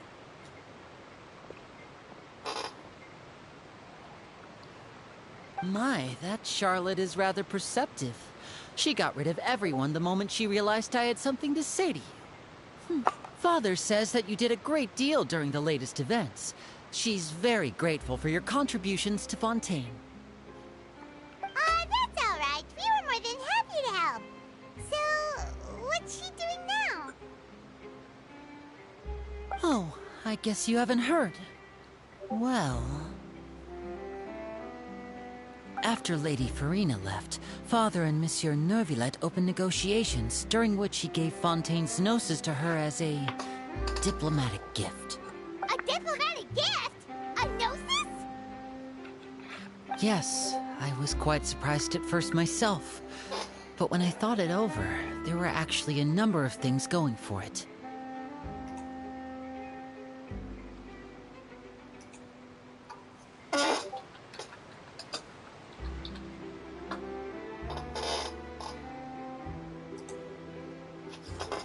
It could have been done as an apology for the incident with Lord Child, or as thanks for his help in tying the all-devouring narwhal down.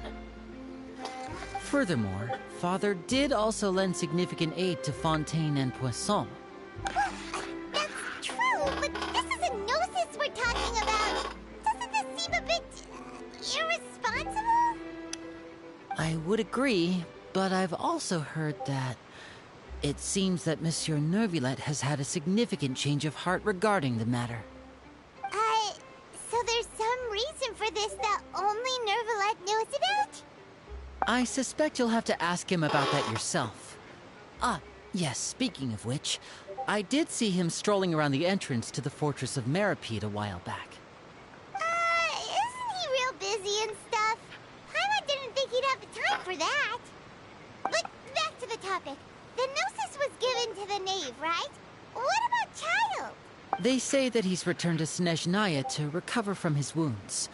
I hear that the recent disaster really did a number on his health. That's true. When you think about it, we've had loads of run-ins with the Fatui. To think we'd be allied with them this time. So shocked by such a simple switching of sides?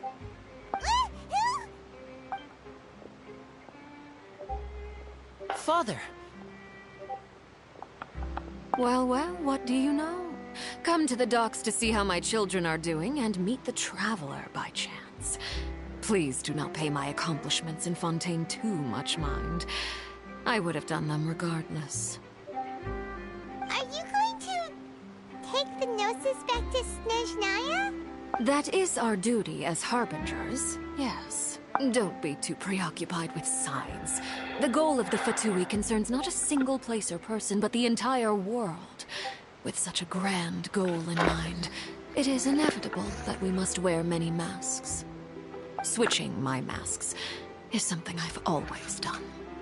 Well, that depends on many things. No one truly knows what the future holds. What good is honesty if you can't rely on it forever?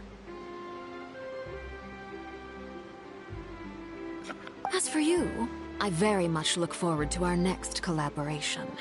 Good things cannot be achieved alone, and you've proved yourselves to be great partners. A vision? All right. I'll remember to return it. Thank you for keeping it safe for him this entire time. And that's a wrap for me. Huh? You're... Greetings, Miss Journalist. Hello. If I'm not mistaken, there are diplomatic channels I'll need to report to take a photo of you. That is correct. So forgive me, but I will not be able to serve as a subject in your article. However, feel free to write as much as you'd like about our dear magicians and our upcoming rookie talent. I will. The sea breeze is quite pleasant. I shall continue my walk while the weather remains so agreeable. Farewell. Farewell, Father. Oh, she has such an intimidating presence. I didn't even dare to take a picture. Thankfully, I've already wrapped up all my pre-scheduled interviews. Thank you all. This'll be more than enough for me to write about, I'm sure. Don't be too nervous. Why don't you take a magic pocket before you go? Here, Traveler, Paimon, you take one too. To move things about? That's right. Funny. I was giving out magic pockets when we first met too. And what do you know? I'm doing the exact same thing right now. I guess this must be life. We will all follow our own paths, and serendipity will lead you to your fated friends. All right then. We'll be handing out pockets in some other districts later, so we'll get going now. Have a good day, you two. Well, guess we sent Charlotte off. Shall we go see what Nivelette's doing? I'm obviously not so busy that he doesn't have time to chat anyway. More real and more.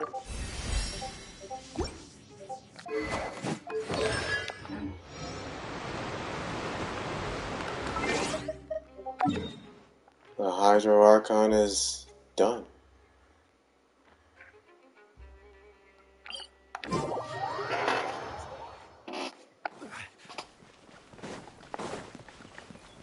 Fontaine is safe.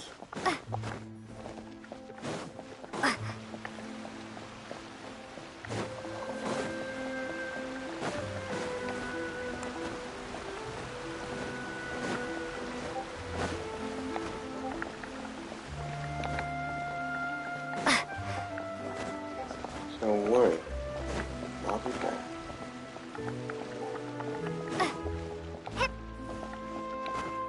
The entrance to the fortress! Ooh, he really is there!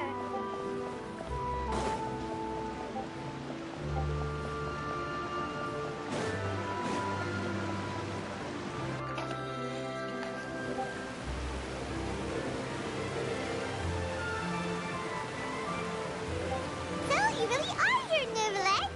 Paimon didn't think you were going to have free time this hour of the day. Really? Oh, I suppose you must have met Mr. Linney. He took the time to greet me earlier when he passed this way. In any case, you came at a good time. I was just considering reaching out to you to set up a meeting, so I may explain some things that I haven't had the time to before. Aw, Paimon's glad that you remembered. Thank you for keeping us on your mind, what with you being busy and all. Alright, let's have it then. How was Fontaine actually saved? The whole business is still quite the mystery to us. It is strange how words can often leave a bitter taste in the mouth when it finally comes time to say them out loud.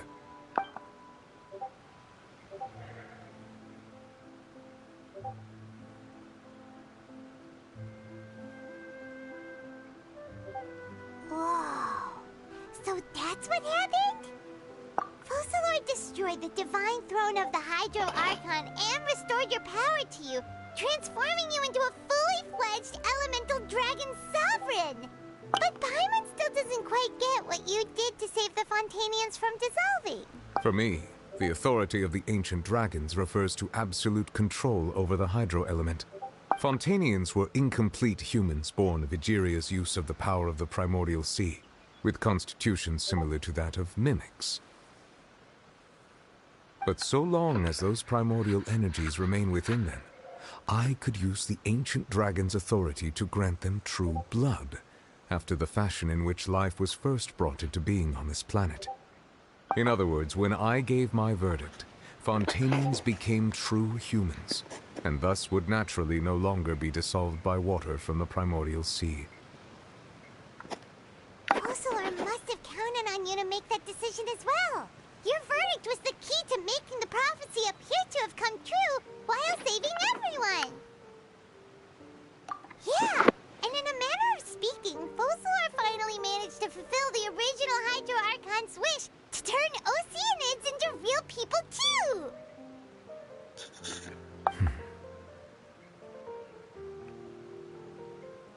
It seems from your expressions that you still have more things you wish to ask. Ask away. I will tell you the truth as I know it. I have investigated his case along many avenues, and I have learned that he once fell into an unknown chasm when he was young. There, by chance, he awakened the all-devouring narwhal. But whether it be by sentiment or reason, that should not have been enough to consider him the root cause of the disaster. At most, he would have had tangential liability. As for the judgment passed by the oratrice during the trial, whether it was due to that liability by association or Fosylar deliberately using him to buy time for us on the assumption that he would be able to hold the creature off, I cannot say. Guess Fosylar had Fontainians in mind the whole time. In the end, it was thanks to her that they finally became real humans. Hang on a second. Paimon suddenly got another question. Back when Fontainians hadn't yet become real humans, were the children they had also transformed Oceanids? Life has always flowed like water. Do you recall how Fontainians would often come to the Fountain of Lucine to pray for children? Yeah, Lynette said the fountain is where all the waters in Fontaine converge. In truth, even those couples did not know that such prayers were no mere custom, but instead a form of ritual. Those Oceanids who were blessed within the spring water would later descend as new humans in the coming months. Paimon, sort of... Ask away.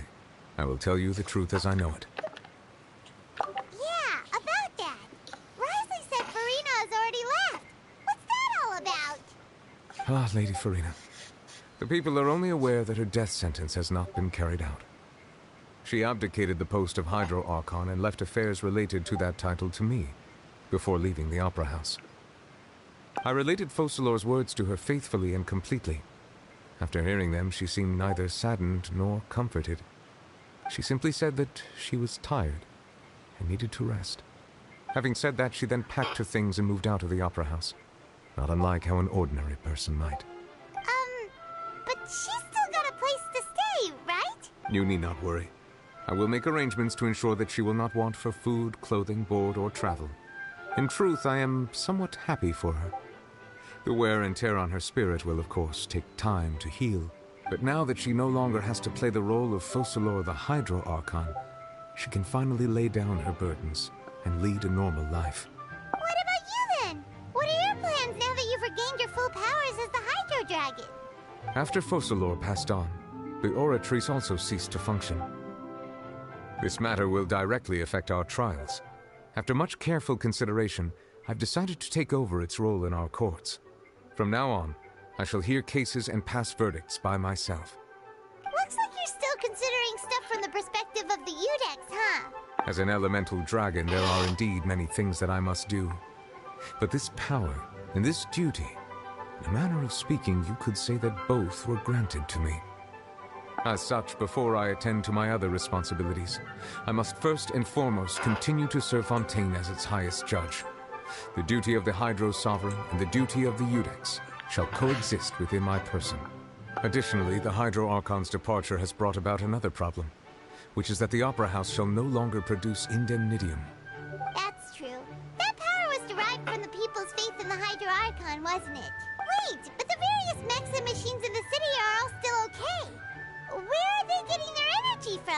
As I am now, I have full command over New Musia, and it can serve as a complete substitute. Another reason why I cannot quite leave Fontaine immediately. Wow. This ancient dragon's authority stuff is really quite useful, huh? Ask away. I will tell you the truth as I know it. Oh, that's right! They say you've given it to the knave as a diplomatic gift or something! Leaving aside their intentionality, the two Fatui Harbingers have indeed done much for us during this crisis. Their sole remaining goal in Fontaine, at least at this point, would seem to be the Gnosis. The Oratrice has ceased to function. The Hydro Archon's divine throne is now no more, and I do not need the Gnosis's power. As such, it has lost all meaning for Fontaine. Oh no. What are they gonna do with it? If the Fatui have impure designs, then we might as well accede to their request now, and avoid unnecessary conflict. What complicated considerations? Paimon thought you were just giving it to them out of gratitude to the knave and as an apology to Child. Ask away. I will tell you the truth as I know it. What's the next stop? You will soon be heading to Natlan, I presume. I'm afraid that I have little talent as a travel guide, so all I can do is tell you what I know about that land. As far as I'm aware, Natlan can be said to be a nation of dragons. A nation of dragons? You mean like you? No, I suspect that I would not find myself welcome there. Unlike ancient dragons such as myself, the dragons of Natlan have undergone long years of development and evolution. Large numbers of them have entered a form of coexistence with humanity. Natlan is also the nation of war. War ravages those lands like an undying flame. There is one other piece of information I got incidentally from my negotiations with the Knave that I believe may be useful to you. The Harbinger known as the Captain has thrown his hat into the endless ring of war. The Captain. Sounds like a real tough customer. Seriously, everywhere you look, there's a Fatui Harbinger doing their thing. I suggest that you fully prepare yourself before going to Natlan. In the meantime, Fontaine's doors will always be open to you. Ask away. I will tell you the truth as I know it. Hang on a sec. Paimon's still got a question about Gnosis. When we spoke to Linny earlier, he mentioned that your attitude towards giving away the Gnosis had clearly changed. We guessed that there might be some reason for it that only you were aware of. No wonder the House of the Hearth is the Fatui's intelligence division. They are certainly sharp. So regarding this specific issue, I was just getting ready to share something with you. What is it? In truth, I exchanged some further words with that lady named Skirk after sending you two back to the surface. It went something like this.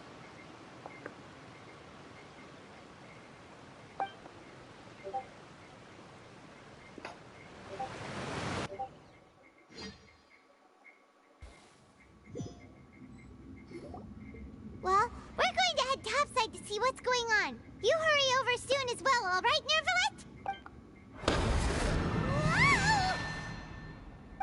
What next? The all-devouring narwhal isn't here, so I'm no longer getting any interference. I can finally catch the scent of your power, what it's made of. It is the authority of the planet's primordial dragons, but with something very similar to a god's curse mixed in. It's quite a novel blend. I'm sure I've encountered something like this before. What was it again? I do not know what you speak of. Ah, of course. How could I forget? You should have the remains of the third Descender on your person, yes? Remains? I've never heard of any such thing. Huh. According to your parlance, I believe it may be called a gnosis. Well, that much is true. After Focalor's divinity faded, she handed her gnosis to me. But I fear I have never heard of it described in the manner that you just did. I've been training with my master, the Fowl, ever since I was young, and I have never returned to the surface since. So most of the information I possess, I got from him. It is only natural for those who are greater than humanity to possess a different sort of common sense, which is why there are so many problems in our attempts to communicate with humans. Regardless, You should probably get rid of objects of misfortune to prevent any disasters from befalling you. To live in itself is a blessing. But once a person dies, the bonds he once had with this world shall all turn to curses. What do you mean by that? No need to fret. These are just my personal thoughts. And my reason for no longer wishing to return to the surface. This third descender you refer to, who are they? And when did they die? Master never mentioned them to me. Perhaps it just wasn't that important for me to know. If you're interested, though, I could ask him. I'll be sure to pass the answer on to you next time. Next time? You believe we will meet again?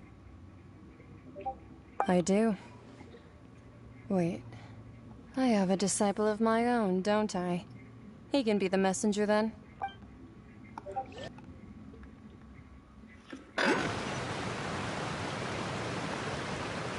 That's what she told me. Whether it would prove useful or not, I wanted to pass that information on to you.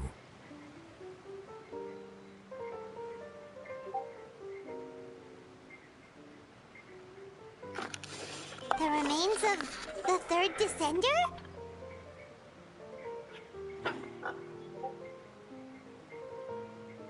So that's what the no-sees actually are. Paimon just thought they looked like chess pieces. How could they be a person's remains? All the same, assuming that there was no misunderstanding or special metaphor at play, that is what she meant to say. And she said that it would bring misfortune and that you should check it, which is why you gave it to the Fatui. If she speaks the truth, then I would simply be putting Fontaine at unnecessary risk by keeping it here.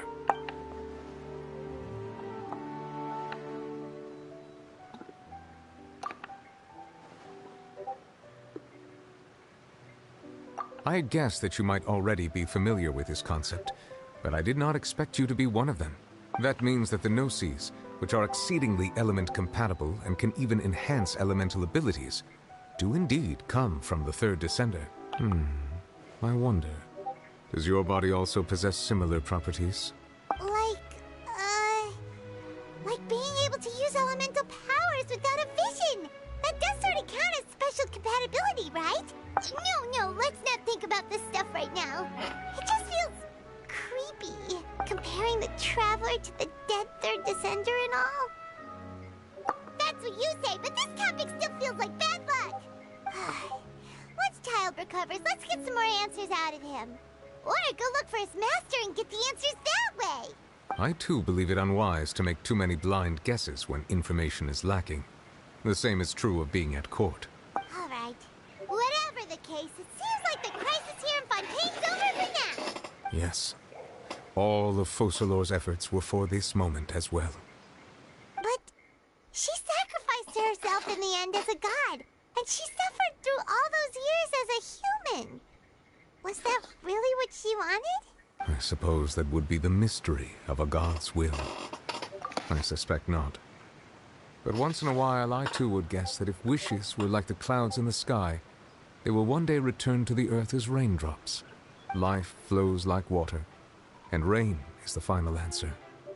The water levels may sometimes tilt one way or another, but the rain falls fairly upon all. And what, ultimately, is the difference between the rains that fall upon all of us?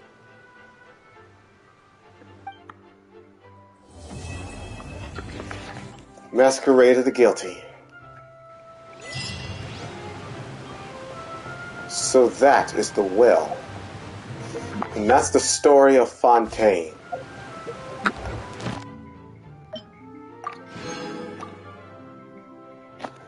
And that is the story of Fontaine.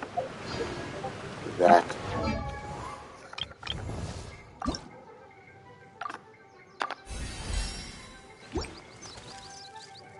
a story that was well told.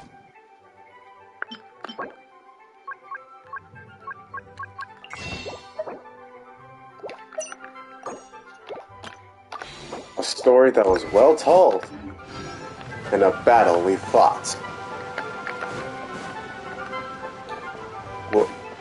Well,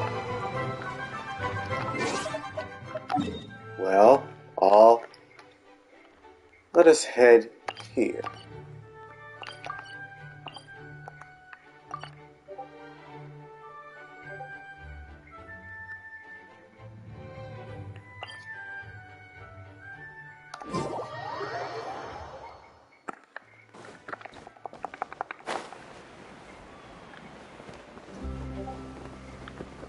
Well, all good stories must end. Thank you all for watching me and watching, and thank you for finishing Fontaine. It should be fine. I'm sure it'll get resolved. While this chapter of the Genshin story may be over, I still think we're just at the very beginning of the story of Genshin. It's now been 2 years of this game, and one day the story might end. But the memories that we made here together will last forever. Thank you for watching.